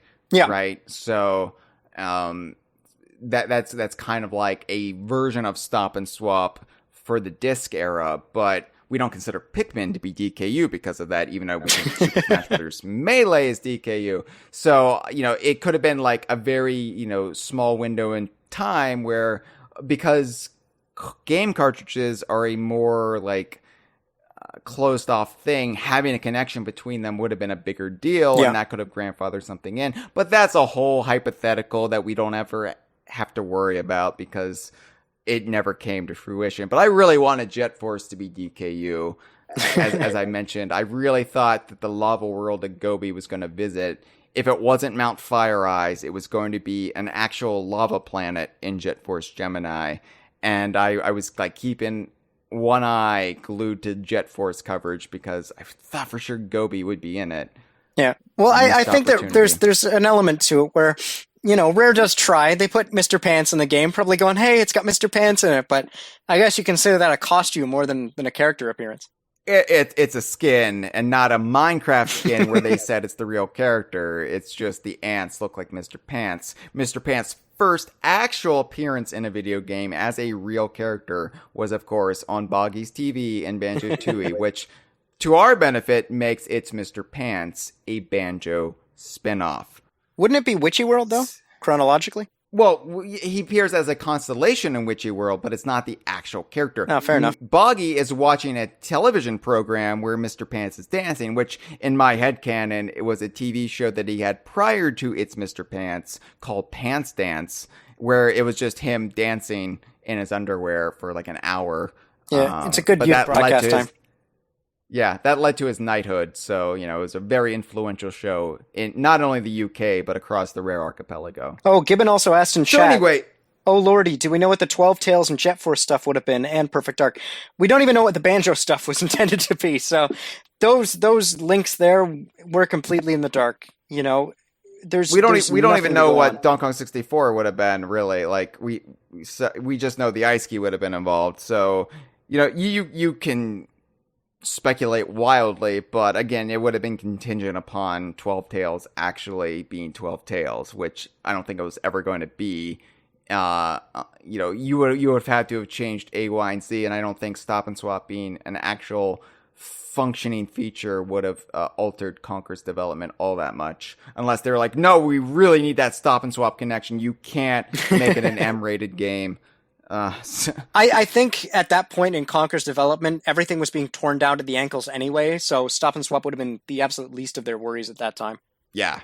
I think Banjo-Kazooie really killed Conker as we knew it, Conker 64 or even 12 Tales, because I think the success of Banjo-Kazooie really made them go back to the drawing board. Which is ironic because it was Conker that made the Dream Team go back to the drawing board. Yeah, so I love the inter-studio rivalry between those two games because Conker, a lot of people don't know, Conker is really what gave us Banjo-Kazooie as we know it, because Conker was running circles around Dream's development and it was just blowing everyone away. And then, so they went back to the drawing board, gave us Banjo-Kazooie, and then all of a sudden, Chris Seaver and crew were like, shit. Yeah, because all of a sudden Banjo-Kazooie looked far better than what Conker was. So it's delightful, rivalries between the creators I love. So that is the story of Stop and Swap, but the legacy of Stop and Swap continues, and I'm not just talking about us talking about it for 3 hours and trying to open up new avenues of the conspiracy, but it has very much continued as something you can play with and even evolve as an idea. Ukulele, we mentioned ukulele, and the pirate treasure in ukulele there are these mysterious items in all of the grand tomes of the game. They don't even appear on the items menu. You collect them, and a very ominous like organ plays, like dun dun dun dun, and you can like comment on it the first time they collect it, like mysterious pirate treasure, and then nothing. And we don't know what they're there for. Playtonic's not talking. They were a late addition to Yooka-Laylee, and just because they wanted to basically do something akin to Stop N Swop. Now, in Yooka-Laylee, too, we also have a reference to the ice key. Yep. In Glitter Glaze Glacier, the second world of the game, the ice snow world. And when you expand the Grand Tome, you add more pages to the Grand Tome. Ironically, like adding Cheetos pages to Cheeto. it unlocks, or it primes to unlock the Icymetric Palace. And there are 2 entrances to the Icymetric Palace, and both are behind a lock, and once you expand it, giant ice keys will materialize in front of the locks, and then when you finally approach them, the key will enter and open it up for you. So, and, Yuka even says, I think, core a giant ice key, or maybe I imagine the core, but I just played it the other week for DK Vine Done Slow, so I should know. But they do like reference that it's a giant key made out of ice. So, and then the extra continent little ribbing too, which is funny. Yeah. So meanwhile, like in Sea of Thieves, there is a Stop N Swop reference in the Banjo and Kazooie ship set, the Bear and Bird ship set that you can buy from the Pirate Emporium. I forget which item description it is, but it says Stop N Swop by name. I could just find it out. I could just pull up my chest, my Sea of Thieves profile that I can now access online, which is fantastic because I used to always have to just load in the game, load onto a server, look through it all there, and it just took forever. So, this is great podcasting. Dun. No need to edit this out. Yeah, so the Bear and Bird capstan, which for the uninitiated, the capstan is what you turn to raise the anchor. It says, a capstan so delightful you'll never want to stop and swap it for another one. And swap is spelled correctly there, S-W-A-P. They don't give it the delightful misspelling, but yeah. And of course, there are like modern equivalents to Stop N Swop. When Battletoads 2020 came out, co-developed by Rare with Delilah Studios, if you play through the first chapter of Battletoads and you had Sea of Thieves, you would load into Sea of Thieves, and all of a sudden you would have the Fighting Frog ship set, which is the ship set inspired by Battletoads. And you'd also get a unique title, Ratcatcher, which that is kind of like that is Stop N Swop for the modern era, where it's one Rare game interacting with another Rare game, and you get something cool in it. And of course, it's made doubly cool because they're both DKU by virtue of Captain Bones appearing in Battletoads. So. Anyway, yeah, I love that it still looms so large over everybody like associated with it, either at Playtonic or at Rare. And, I hope they keep stuff going like this because honestly, like Stop N Swop, I am not a good gamer. where I'm terrible. I'm honestly terrible at games. I'm mechanically okay at like the original Donkey Kong Country trilogy. Yeah. But I'm not skilled whatsoever. Even in Sea of Thieves, we're both adequate players in Sea of Thieves. We're better than a novice, but if somebody gets on our ship, probably 7 times out of 10, they're going to kill us. Yeah, I think it's safe to say for us that time invested does not translate directly into any kind of surmountable skill. It's just, not. It's obsession that just leads us there. I can't speak for you, and feel free to chime in whenever you want, but for me, like what I get out of gaming is not like this sort of like sports mentality where like, yeah, I'm really good at this. Like I'm an expert at every game I play. I love video games because it allows me to visit a world, and not just visit a world, but really like live in it. And a world that feels familiar but is so unlike my day-to-day life. Yeah. And that's what I love about Rare, is that they make games that are fantastic, but they are also rooted in this kind of rudimentary ordinariness, like just this like take the Banjo games. The characters have like day-to-day concerns, and they go about their lives, and they live in a weird environment full of googly-eyed anthropomorphic things, but they still feel very much human in very recognizable ways. And I love visiting and exploring this world and really soaking it in. So when you know, you've got a story, I'm attracted to that. When you've got lore, I really love studying that. And when you've got mysteries on top of that lore, that keeps me coming back, and that really makes me want to explore the world. It really makes me feel like, you know, I was a big X-Files fan, was being the important word there. But, you know, the thing about the X-Files was, you know, exploring the world and finding like hidden meanings underneath the ordinary. And that is what Stop N Swop is. That is what everything that Stop N Swop entails, be it the ice key, be it the mystery eggs, or be it everything that we think might be associated with it. That is what, I mean, that is what keeps me coming back to it, because it is exploring this world that I love, but always wondering if there's more to it just around the corner. And I can't get enough of it. And that is why, like, it's been 22 years since Banjo-Kazooie. It's been 20 years since Banjo-Tooie poured cold water over my Stop N Swop horniness. But I'm still horny for Stop N Swop. Yeah. And that's a terrible way of phrasing it. That's a terrible way to end this podcast. But it's the truth. No amount of cold showers. Yeah, I can end it in a more poetic way than Stop N Swop horniness. So, and I ended off my article the same way. If you look at the patent for Stop N Swop that came out and outlined exactly what it was meant to do and everything, all the technical stuff, the abstract of the whole thing was an idea, and that idea is the need for a system that prolongs the useful life of video games, and thus video game cartridges or other storage media, by maintaining a player's interest in the game. So in a weird roundabout way, Stop N Swop has got us coming back to the same games 20 years later to do exactly that. So mission accomplished, Rare.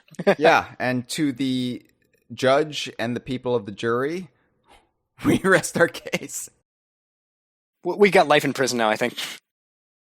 This has been a File 2 production.